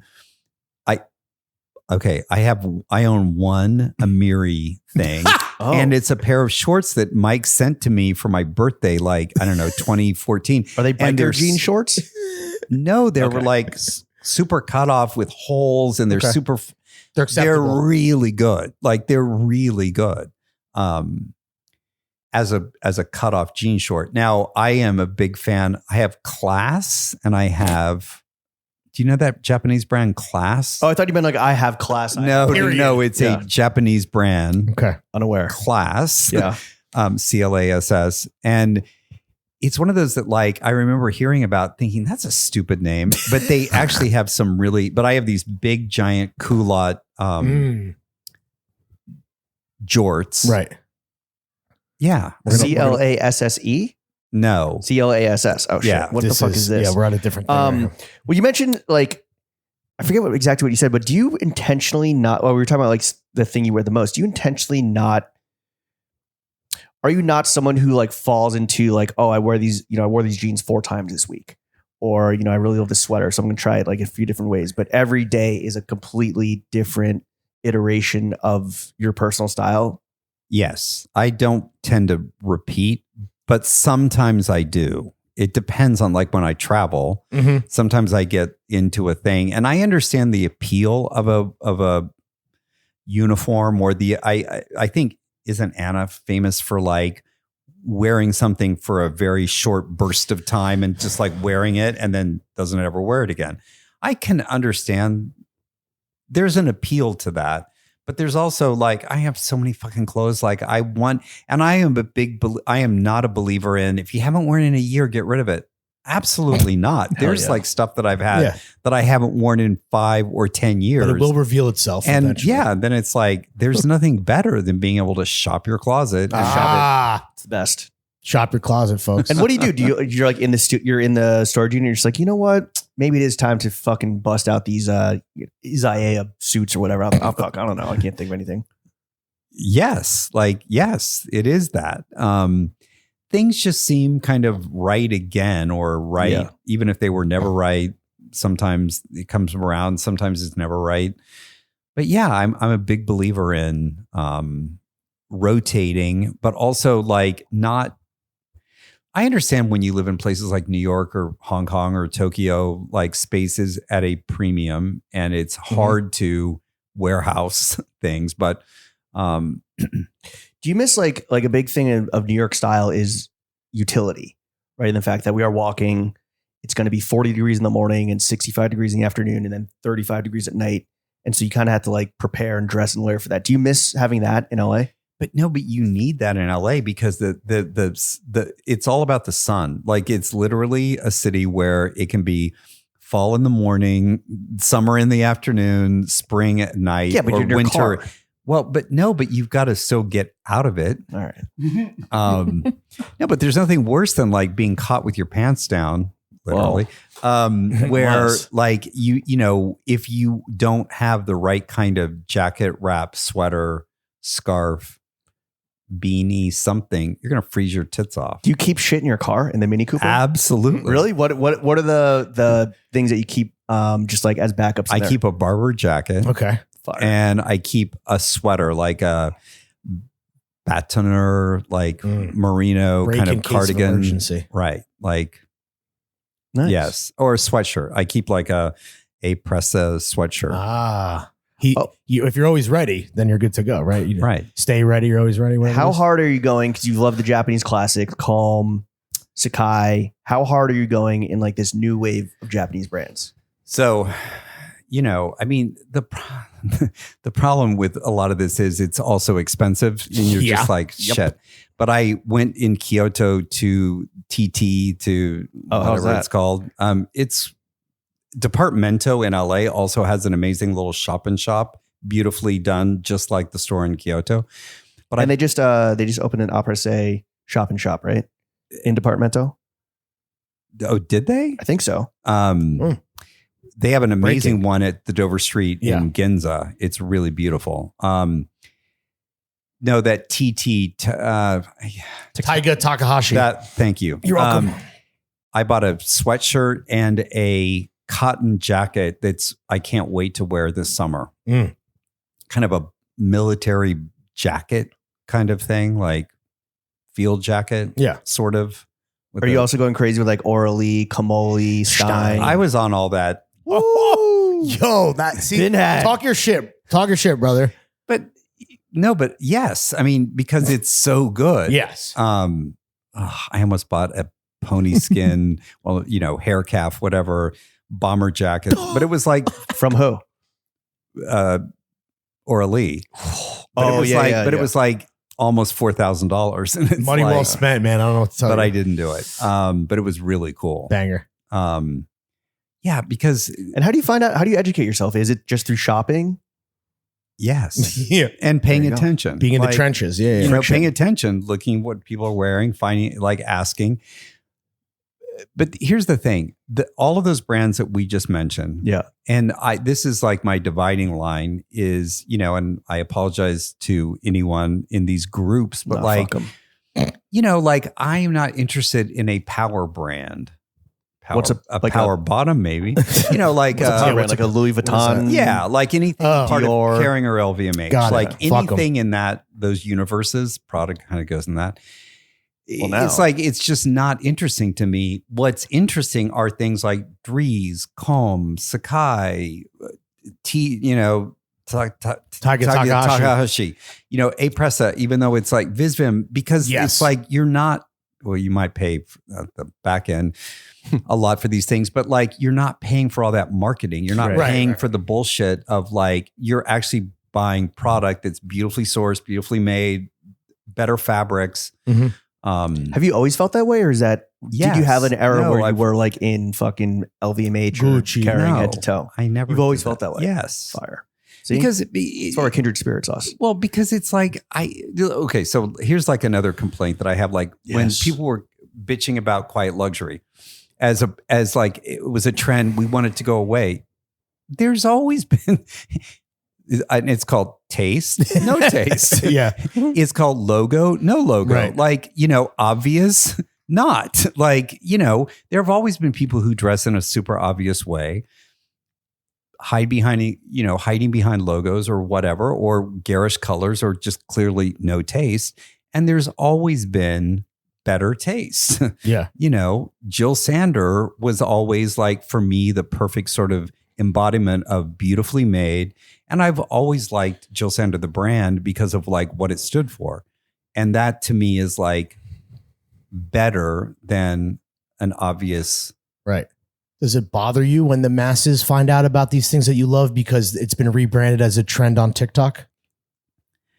Or do you not I'm not care? on TikTok, so I don't really. I'm give a just fuck. saying, But whatever, yes, I mean, yes, I no, because here's the other thing. I've never been like if all three of us bought the same thing, that to me is not a disqualifier. I'm all for it. Like I'm not precious about like if you own something that I own or buy, or if you buy something because you saw me wear it. Okay, cool. It's not going to look the same. Like, doing and your I job. don't mean that in a good way or a bad way, but it's not like, Yeah. Yeah. I know that how I wear clothes is very different from most people. And so I don't care. Do you see Nick Wooster clones out there that are just like, oh, he wears it, I buy it, I wear it, and then it's just like A and B? Yeah. Really? Well, especially with haircuts and, facial hair / and I do know people in life who are very like, what is that? What is that? And then they, ID. Are a lot of do you get a lot of DMs that are just like, what is that? What is that? What is that? yes, like a lot. Like, bitch, And I tagged them. They paid me. Well, but it's no skin off my teeth because I'm always like, good luck. Oh, yeah. No, meaning like No. you're not going to get it. Like No, it's because you're asking me something that's 4 years old, and it's Right. it's. Sorry, they sold out of Comme army helmets. Can we talk about that outfit? What went through your mind that morning when you put that together? Okay, so here's the thing. When I say all this, I never think about what I'm going to wear. I really do not. Really? I mean, obviously, I have to think about it when I pack. Right. So I travel a lot. So I am thinking about, but I never think of outfits. Like I think of things that could go together at some point in some way, but I'm not like this jacket, this bottom, Right. this, hat, this scarf with this. Like, I don't think like Yeah. that. It's not until I get dressed. However, that happened because of British Air. So what happened was Fuck BA. Fuck Prada, fuck British Airlines. so that trip was I paid for that trip on my own because the Pitti thing. So I used miles and I was able to get a ticket on British Airways first, but I had to go from LA to Houston on like some tiny plane. And then it was like British Air first, Houston, London. And I was meeting someone from Allen Edmonds who I took to Pitti for the first time. And we did shopping in London first. And then they lost my luggage between Los Angeles and Houston on British Air. Brutal. Well, they lost. So I came with 2 giant bags, those FPM like cases, and they lost one of the 2. And the one they lost was the accessory. So I packed it that I had the tops and bottoms in one, the clothes, and then the other one was like the accessories, shoes, cosmetics, whatever. You got to do the thing where it's like, all right, the family's splitting up so that if one plane goes down, we don't lose the bloodline. You got to mix your shit in the bags. So it's like, all now right, you know. Yeah. Well, I'm shoeless. Right. So that's the bag they lost. Okay. So, and it was like, and I had literally gotten and the guy who I was meeting, his flight got delayed. So he was going to meet me in the morning on Saturday. So I had a day by myself In Houston. in London. Okay. And so, but I had also gotten an email from DSM, like final markdowns, like, whatever. So I'm like, worked perfect. out. I'm going to go to Dover Street. And on the way I stopped at Uniqlo and I got like underwear. You don't think they're colluding with British Airlines? Yeah. Like, all right. Our number one customer's on his way. You got. Lose his bags and we'll slide you a Comme helmet. So the Comme helmet, I actually got in New York because I got it on sale because they had it left. And I was like, I'm did anyone shocked buy that they had it Right. left. I know. And it was the last one, the green. What percentage markdown was that when you scooped it? I think it was 40. Okay. Maybe. Okay. That's maybe doable. It was half, but All it right. was like, and also it's super light. Like it's a super. Well, you're not supposed to wear it in war, Nick. It's not like actually made to function. I know people It's are all like, form. wasn't that so heavy? I'm like, no, it's felt. It's like going to be lighter. It's a hat. I do have a good picture of me traveling with that hat because it was in that ready-made bag that was like the Birkin, but the giant one, and it just fit right in top of that. Yeah. So A gay combatant. exactly. Well, anyway, I go to Dover Street and I start at the top and I go down and that Ellen Dawson, that pink jacket was there. And I was like, oh my God, this is amazing. It was not on sale, but I like held that. And then I went all the way down to the bottom because that's how I like to shop there is you start on one floor and then you consolidate everything. And so the last stop was in Homme Plus on the ground floor and that skirt was there. And I'm like, oh my God, this is going to be so killer. Yeah. And so I knew that I would wear that on Comme Day and Perfect. And the ROI on that was worth. Yeah. Was there part of you that was like, this is my fuck you to quiet luxury? It's Comme Day. It's just Comme Day. Like, I don't, and yes, it is a fuck you to quiet luxury. It's also a fuck you to like, just, I totally look like an old woman. Like, you kind of look like the pigeon lady in Home Alone too. Totally. But it was like, and I would, because it made me laugh. Like, I'm interested in stuff that like. Well, I think that was the what Gallagher wrote. He's like, finally, some joy. Yeah. And like you were crazy. the incredible fit of the day. Yeah. But it was hilarious. Like, I mean, so anyway, so that was like the one thing that I planned a week ahead. Worked out. But it did work out. And I had something else planned for Comme Day when I was packing. One of the dinosaur outfits? No.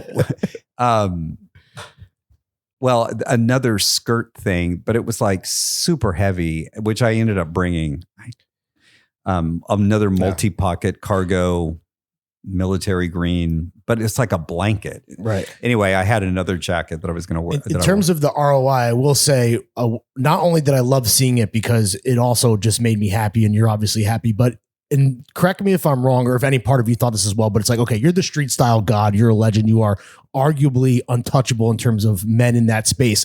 This is kind of like, not the, hey, remember me because you didn't go anywhere, but it's like, that's right. No one does it like you can do it. Did any part of you think that? Because it's like, come on, dude.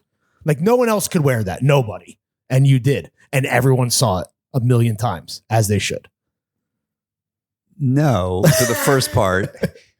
But I did think that, okay, somebody's going to take this picture. But it was funny because as I was walking, because the first show was Junior that morning, and I was walking to a taxi stand because I was staying at this little hotel in the 7th. And I walked by a window and I caught a glimpse of myself.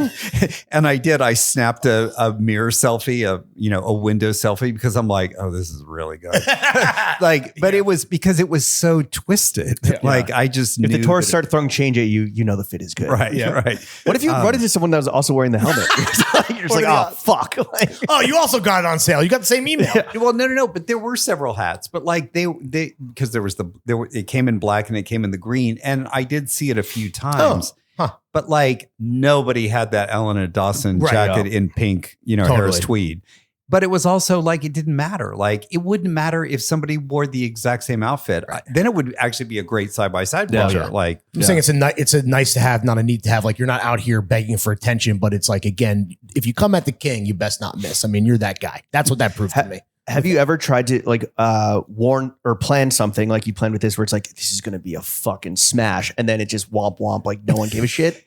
A couple of times. What were those fits? I knew you'd ask that. Well, Gotcha. But I'll tell you what happened. So right when we could start traveling with COVID again, like 21. Sure, yeah. I started going immediately, like because I had time on my hands and it was like the airfare was so cheap. And I'll never forget in Paris. So it must have been January of 2021. I was in, I don't know which show it was. It wasn't La Mer, but it was like something like that. And I remember that there were like a whole group of photographers and nobody took my picture. And it was this thing. And I was like, wait, what? And you were wearing something, you were wearing something like this is going to fuck them up? No, it was just this idea that like, I was so acutely aware of like, oh shit, it's a different time, different age. Oh, different, I see. Yeah. Like changing of the guard. Where's Tommy? Yeah. Where's like, Tommy at? It was just different. Yeah. And I was like, oh, okay, cool. Yeah. Like, and so, yeah, there was some time when I wore something Comme and like it didn't land. And I was like, okay, cool. Like, Back to the I just thought it was also funny that I also understood that, okay, other people are interested in other things. Yeah. And Yeah. so Is Comme Day the most fun day of fashion month? 100%. That's your favorite? for me. Yeah. Well, because like I just love Comme des Garçons. Like I love everything about it. I like the universe that they've created. I just think that I always say this, it's fundamentally classic because the fabrics are always amazing. They're always English. They're always like super beautiful. And I just love how twisted it is. But it's like based on a blue and a white shirt, and it's like based on tailoring, and all the shoes are English. So it's like, it's kind of a classic thing, totally twisted. Are you emotionally prepared for when the queen retires, which is imminent? I am not. No, I'm serious because it's like, what is going to happen? Like, it's going to be a weird thing because I've heard, I mean, this is not on any authority, but I've heard anecdotally that she is not interested in Comme des Garçons living on. Right. Now, I don't know it what ends that with her. means. Yeah, I've heard the same. Yeah. Right. And I don't know what that means because they've kind of created an ecosystem that something's going to exist. But if it doesn't, I mean, okay. Like, I guess it's going to be, it's like, I still can't believe Barney's doesn't exist. Right. No, yeah. And so we soldier on, but like, it's going to be yet weird. we persist. Yeah. I mean, nothing's monolithic in this world, right? So what are you going Right. to wear to the last dance? Oh, Well, here's the thing. I don't think we're going to know. right. Okay. Until we know. Like Every Comme show could be your last. There's no retirement tour for her. You won't know. I think it's going to be that it's like we get news and it's just going to be that news. Like I think See ya. Waiting to see a Comme des Garçons X Zara. Oh, When is that going to no happen? way. Huh? If Lawrence and I ever catch the invite to a Comme des Garçons, do we have to wear like us, not as like like me, like Jimmy and Larry? Well, do we have to show up wearing Comme? I know you don't have to. but Again, like I would us. say not. I would say no. I think that the point is you have to. I think that's what's actually really interesting about them is that I think that there are so many Kool-Aid drinkers. But then there's also people who are not. And I also think that because you see musicians and different people who don't necessarily subscribe the same way, and yet they seem to have a place too. I do think you guys are personalities. So I think that that's the draw. But they're great because there's more room for the acolytes. I feel like Rick is the same, whereas a lot of these other shows just like, okay, whatever. And obviously the industry needs to be there and the brand ambassadors. But like what's cool about Comme is the people that are invited want to participate and are like there for the right reasons. And That's awesome. So one of the things that is so amazing about them, the exact opposite of Prada, is they and I'm talking about Comme, like the Comme de Garçons store on 22nd Street. Mhm.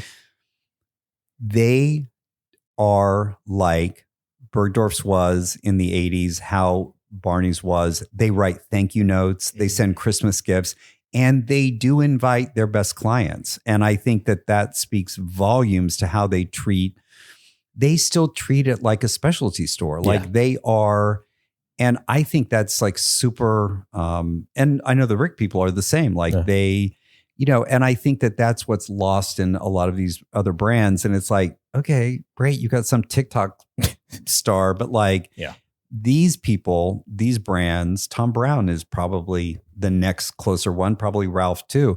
You have, and that to me is like the life of a brand. Like that's what makes it interesting. The CDG difference. You want to see that stuff in the wild. Like sorry, keep going. No, but like David Sedaris, like I've been in the store when he's in there, and like I don't know him. Who's spent more money on Comme, him, you or David Sedaris? Well, I think he's richer than I am, so I'm sure he has. But like, oh shit, what's his name? Filmmaker John Waters. Like John Waters is like, and so I've been, because I go to that store a lot, or I've been in that store many times in my life. And it's so interesting when you see like these kind of personalities who also wear the clothes. And that to me is like real fandom. Yeah. Like I am happy to be in that company, whatever that is. Do you check into different Comme des Garçons stores around the world? And like, how are they, are they all different from each other? Is it, what do they have in common?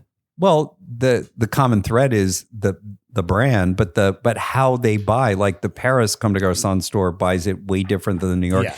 And what's great is you see things that you don't see other places. So there's a reason Dover Street's like that. Yeah. Every Dover Street is different. And there's always, I'm always like, oh shit. You got to check in because you never know. Yeah. Do you think brands, you mentioned like, Ralph, Bergdorf in the 80s, kind of really treating their VICs. Do you think brands and retailers are going to come back to that in any way, as like you need to stand out in a very flattened landscape? Because you can pay any fucking TikToker to wear your shit, right? But like, what's that actual personal touch that's going to bring you into the universe and keep you coming back for more? Do you think we're going to see more of that, or is that just a lost art? Well, I'm afraid it's a lost art, but I'm going to bet that someone is going to figure out like the old fashioned way, like, oh, hey, if I treat my customers a certain way, if I actually follow through, I might make more money. That's I just think and so I think smart people will. Yeah, they'd rather buy IG ads now or some bullshit. Well, because like, I don't know if you guys know James Scully, but there's the shop in Hudson, New York called Jamestown, and he's become very successful overnight. Well, I would say overnight because he grew up in he was a buyer at Charivari. When I was a buyer at Bergdorf's, he was a women's buyer. His husband, Tom Mendenhall, was the men's buyer. Tom went on to work at Ralph and, Gucci and all these things. But because they fundamentally understand the business. And I think that's, as long as there are people like that still paying attention, I think that yes. Fingers crossed. Speaking of like, the evolution of the retail scape, menswear, fashion writ large, have you ever felt any pressure to start making Gen Z style content on TikTok and like doing the vlogs and the get ready with me's and the dances and shit? Or are you sticking your guns, just wearing the best fits ever and just dropping the correct hashtags in the caption? Well, I don't even drop the hashtags, but like so the short answer is I've thought about it and I've been advised, you could do more, better, if you did blank. And I'm just fucking lazy. Yeah. I'm lazy. And also I think it's really corny and stupid. So I've chosen not to do that, possibly leaving money on the table. But I'd like to think that I have my, your dignity, intact. No, but also it's like, if you're super young and cute and you're doing that, knock yourself out. Right, like right. There's nothing wrong with it. Like, it's just not me. Yeah. Know thyself. But I do think this worrying trend of these people, like, I feel like we're in the era of everyone needs to shut the fuck up. Like, I love people that like Explain yourself. Keep going with that. that, you know, these, and I'm going to pick on girls, but like there are women, a lot of women who, you know, are trying to tell guys what they should be wearing. Speak on it. And they should shut the fuck up. And it's like, really? Like, okay, you know, and I always want to say, like, based on what? Like, where is this coming from? Based on them having the opportunity to have sex with the woman. Right. Probably. And okay. And listen, I am all for, I want You love everyone fucking. to get the maximum. I do. I am here for it. If you can get laid, if that's how you're getting laid, knock yourself out. Like, and many times these women, girls do have, you know, good points of, you know, it's like, yes, like sometimes guys, and however you need to hear it. But like, I'm always amazed by these young, and there's guys too, who come up with these proclamations or these things. I'm always like, wow. Like, what do you like? What's an example? What are you seeing? Like, Well, just like, oh, you should do this. Well, again, why? Based on what? Yeah. Like, you know, They're going to say the exact opposite thing 2 weeks later. There was like a whole thing on jeans. Like some woman was talking about jeans and but it's like implying like these were the wrong ones and these were the good ones. And okay, maybe a couple of them were okay. And maybe, but like, shut up. Like, there's just so many other things that I think. do you ever get in the comments? No. See, I never look at the well. No. Do you ever comment yourself? No. You're like, That's beneath you, dude. Because like, no, no. I mean, it's politics is the same thing. Like you see those things, and I do go down those rabbit holes on X, and because my Twitter is porn Yep. and Nice. politics. Hell yeah. And it's like, Two major food groups. Sometimes you can't differentiate between the two. You know what I'm Right. saying? Everyone's getting fucked. exactly. And that's the thing. Everyone's getting fucked. Yeah. But like, it's always so. And yeah, people don't need to hear from me about politics, even though I have plenty of opinions. But also, most people, I don't need or want to hear from you about getting dressed, clothes, style, taste. Like, no. Do you ever feel any responsibility to put better content out there in the world because you are such a source of like wisdom and experience, authority. and authority? Well, I do think that there probably is a way that I could monetize and educate at the same time, but I haven't figured out how to do it in a way that doesn't come off douchey, because I think the minute you start talking with a blue screen and you know your head going around, it's like, Yeah. I mean, again, sometimes You might it's need an intern for that, entertaining. Nick. Yeah. Yeah, I need a lot of help for, but then I see a lot of things on Instagram that are educational to me, like about interiors or about furniture or about, and things that I'm interested in learning about. So I do appreciate, and I could understand that maybe I could do that. Do you think though, let's say, I know you're not, right? But let's say you're like a absolute beginner, rookie, novice at interiors, and you start looking at this like interiors content. Do you think that the Nick Wooster of interiors is like, this fucking bullshit, shut the fuck up? Like, and then maybe as you're like, you know, S tier god of menswear and fashion, you're saying this to, you know, the intro level stuff. Is the intro level stuff net good, or is it just like not the right way to go about it? I mean, listen, everyone should do whatever they want. Like if they like doing that and they, you know, get some traction and it gives them an audience and they can actually make some money on the side, who am I to say you shouldn't do that? Sure. I think you should do that. In the same way that I've been fortunate to have, you know, probably sitting here because of the fact that I, you know, have been doing this a long time and I have an audience. So I never want to have people like not. You know how long you've been doing this? Succeed. You know how long you've been doing this? I first met you at an original Penguin event. Wow. At the Jane. Great polos. Wow. Remember those? Yeah. Or I mean, they're a classic. I never took the check from that. They were like, send us an invoice, and I never did. Really? Why? Yeah. Out of the goodness of your Because heart? I was just stupid. Oh, Could you okay. send it You now and be like, hey, I know, right? circling back? Yeah. What's the statute of limitations on invoices? It's a net 1,000. It was 2, I think. But yes. Yeah. Because I didn't take it seriously. I was just like, this is, not Wait, stupid, how many not what I was- invoices have you not sent? Bro. Is that a common Come on, thing in dude. your? How much? Oh my god. Well, no, I don't wanna hear this. That's why I have an agent. Okay, But thank God. fortunately that gets taken care Thank of. God. No, but like, I still never thought it was legit. Like what I was doing even back then Right. was like, Because you're ahead of the curve. well, it was just, it's funny. Too good to be true. I mean, But it was. it's awesome. Like, I mean, so many things have, I've been the beneficiary of so many things because of the advance of technology, because of social media, so I never want to like shit on it, but Yeah. it's just, Well, a lot of this entry level content that we've been talking about, right? It's very rules based and it's very descriptive. And some people need that. But what's getting lost when you focus on that is the prescriptive advice or the general kind of like leaning into the personal style, which that's what you represent. Like you're not necessarily following all of these like made up rules or whatever. You're just being yourself. You're having fun with it. There should hopefully be a way where like we could bridge that gap, and that might mean you need to get an intern to set you up with a green screen. I don't know. You have to figure it out. But here's the thing. I too, when I very first started, had to have people, mentor, essentially what it would, I guess you would call a mentor, but like the owner of the clothing store that I worked at in Salina, Kansas, Fred Pressman, Gene Pressman, and Peter Rizzo at Barney's, who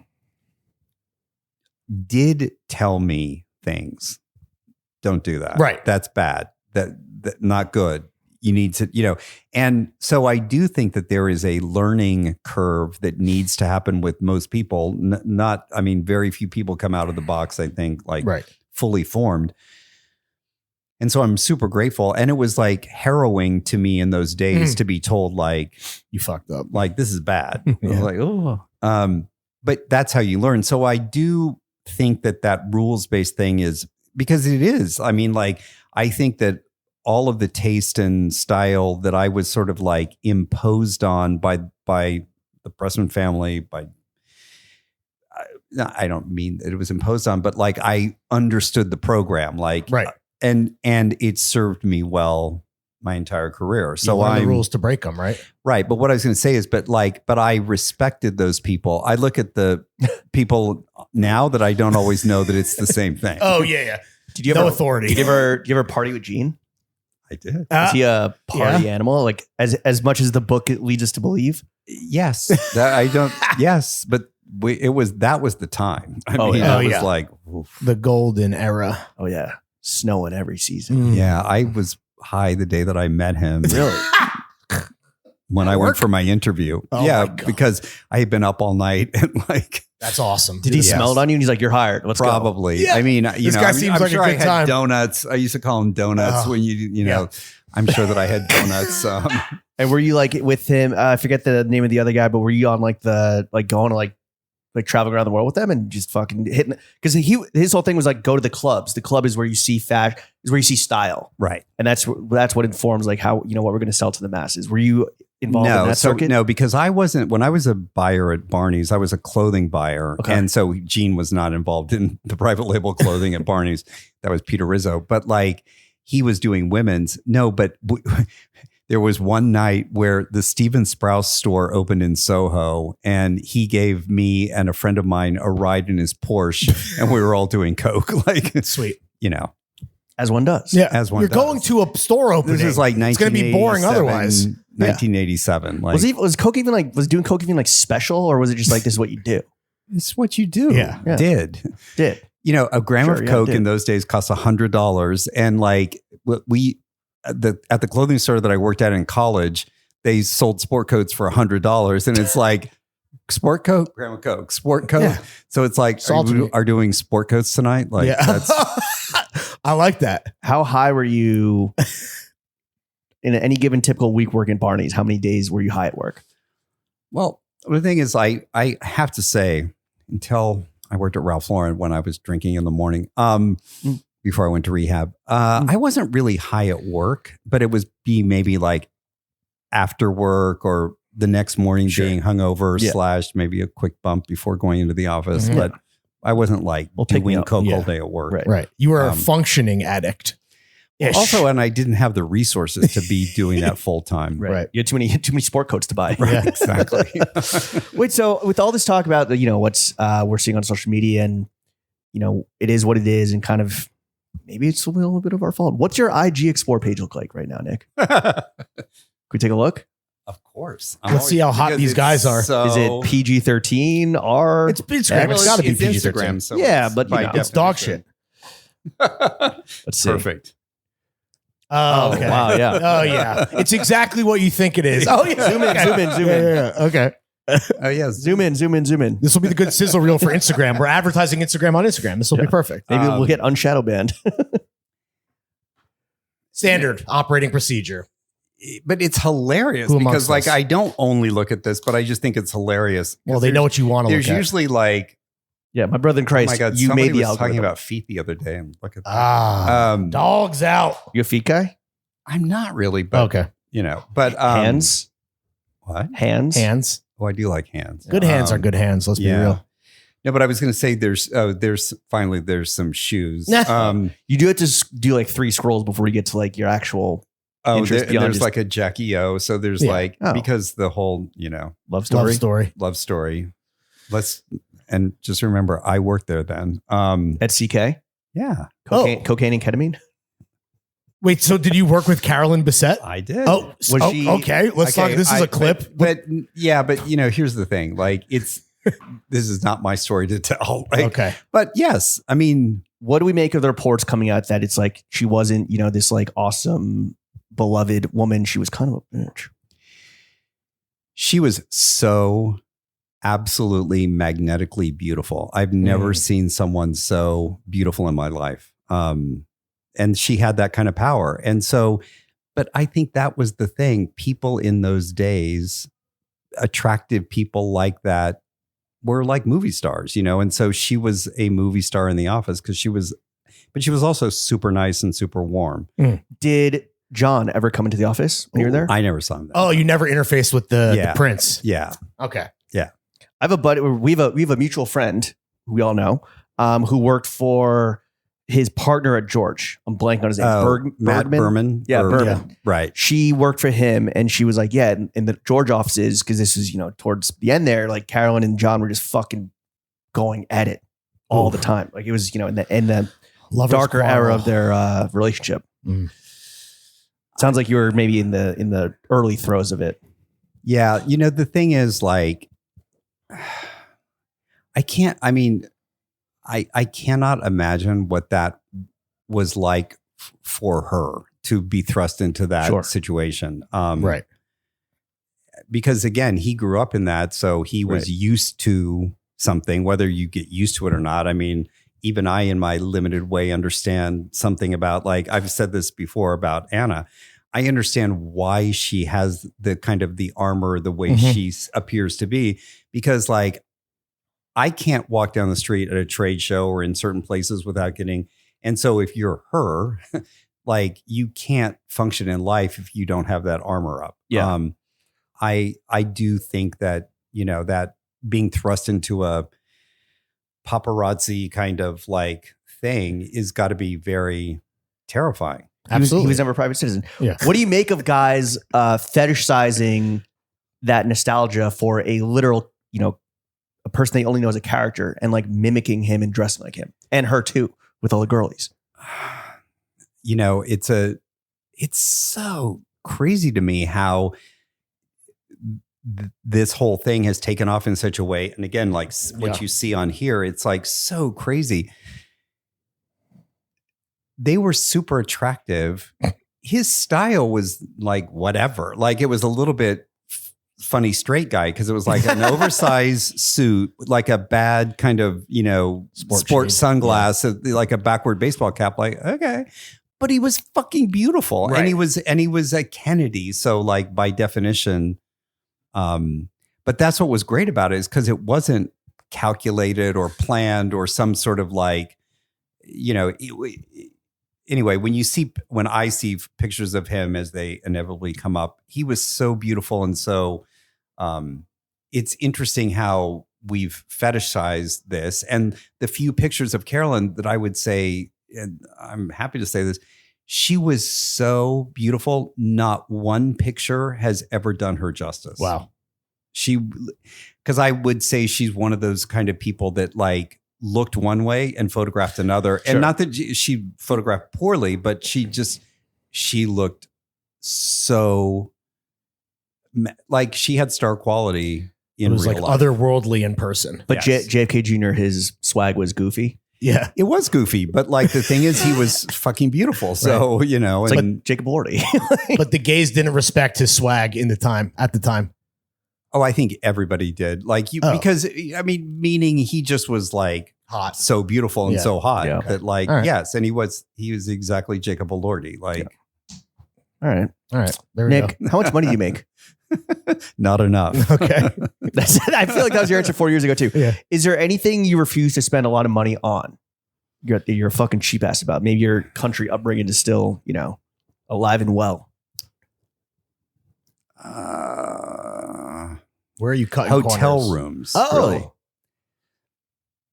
Meaning I like to stay in nice hotel rooms, but I'll do anything in my power to figure out a way to use points or to do half points, half money, but like to just shell out a $1,500 hotel room, not suite, is like insane to me. Yeah. Yeah. How many miles do you have?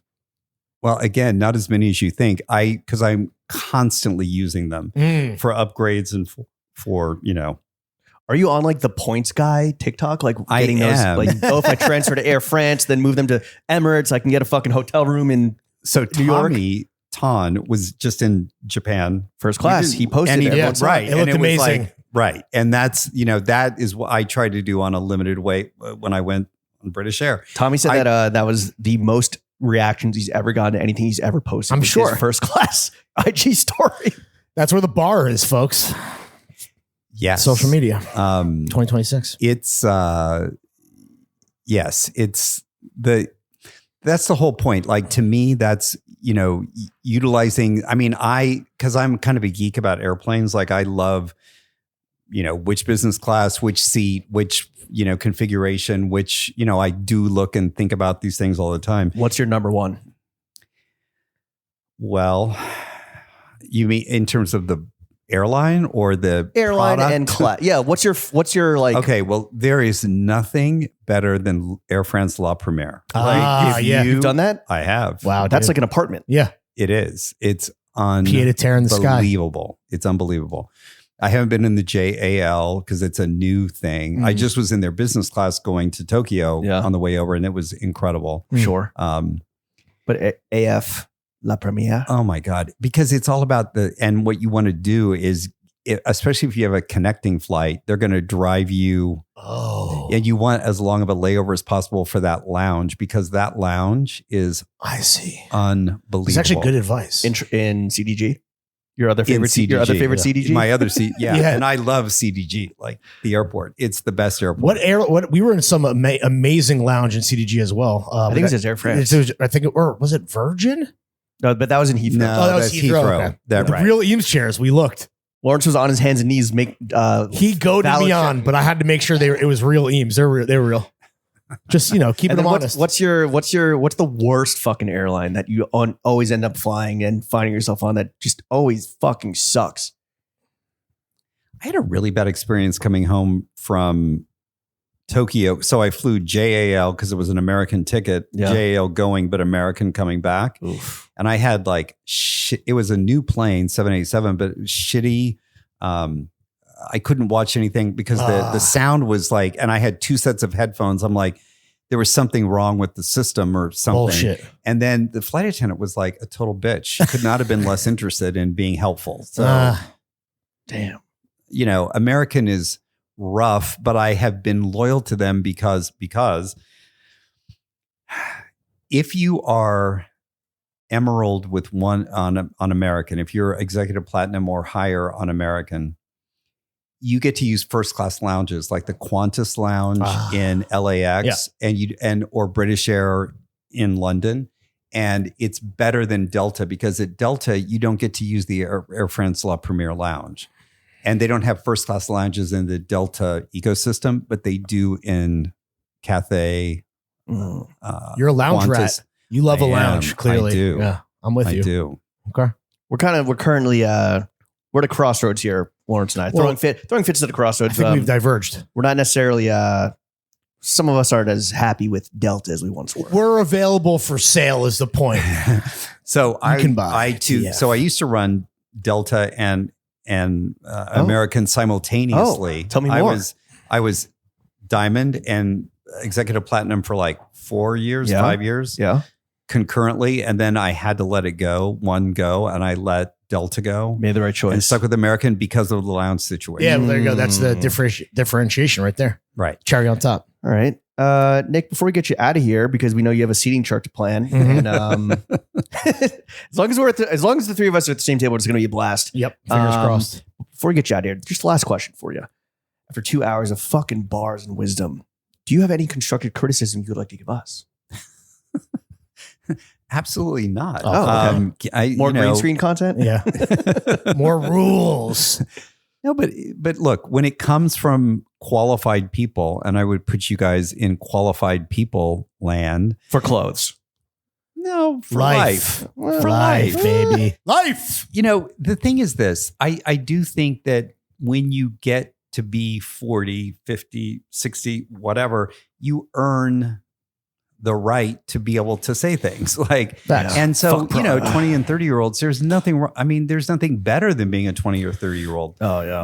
Look at JFK, look at me. And, you know, like, so I love that the 90s are being fetishized. I was in my 30s. So trust me, You got to do that Google You know, Dolls trend, bro. Yeah. the what trend? Where you were in the Google- 90s. it's like Oh, I know. fashion I uncle. don't Where have were you in the good 90s? Pictures of otherwise. Anyway, street but the- style wasn't invented yet. well, no, but but it just was a different time. Like, Yeah. we just didn't have the documentation that we have now. But also, I was an asshole then. And I think most 20 and 30-year-olds are assholes in their own way, Comes even with if they're territory. really nice, because you think you know more than you do. Oh, and the thing yeah. is, when you're in your late 20s, especially, you don't know shit. Right. I don't know shit about fuck. And Yeah. with that said, enjoy it. Enjoy the ride. Shut the fuck up and pay attention, because when you get to be 40, 50, 60, then you can say things and it will be interesting. From two authorities to another. It's great to see you, Yeah, man. Nick, You're the thank best, you dude. Thank you so much. So much for coming on to the only podcast that matters and speaking with authority. Where can the kids follow you? What would you like to plug real quick? The floor is yours. At Nick Wooster. I have been stalled at 1 million followers on Instagram for like boo-hoo. 4 years. Like, Must be it- nice. It doesn't grow. It's just stuck. But you got to 1 million. Yeah. I did get to 1 million. That's what matters. but do it's you do- probably I'm probably gonna lose it at some point. Yeah, after coming on the spot. What do you do when Prada's going to drone strike you? Take off 100,000 followers. What do you do on the day you hit 1 million? Celebrate? Yeah, I just was like, look to my brother, and it's like it was funny Yeah. because I was in Tampa. Just another when that day at the happened. office. You're in Tampa. It was during Florida. COVID. Oh. All right. Wow. Yeah. Damn. The Paris of Florida. All right, Nick, thank you for coming on to the only podcast that matters. Chef, take us out.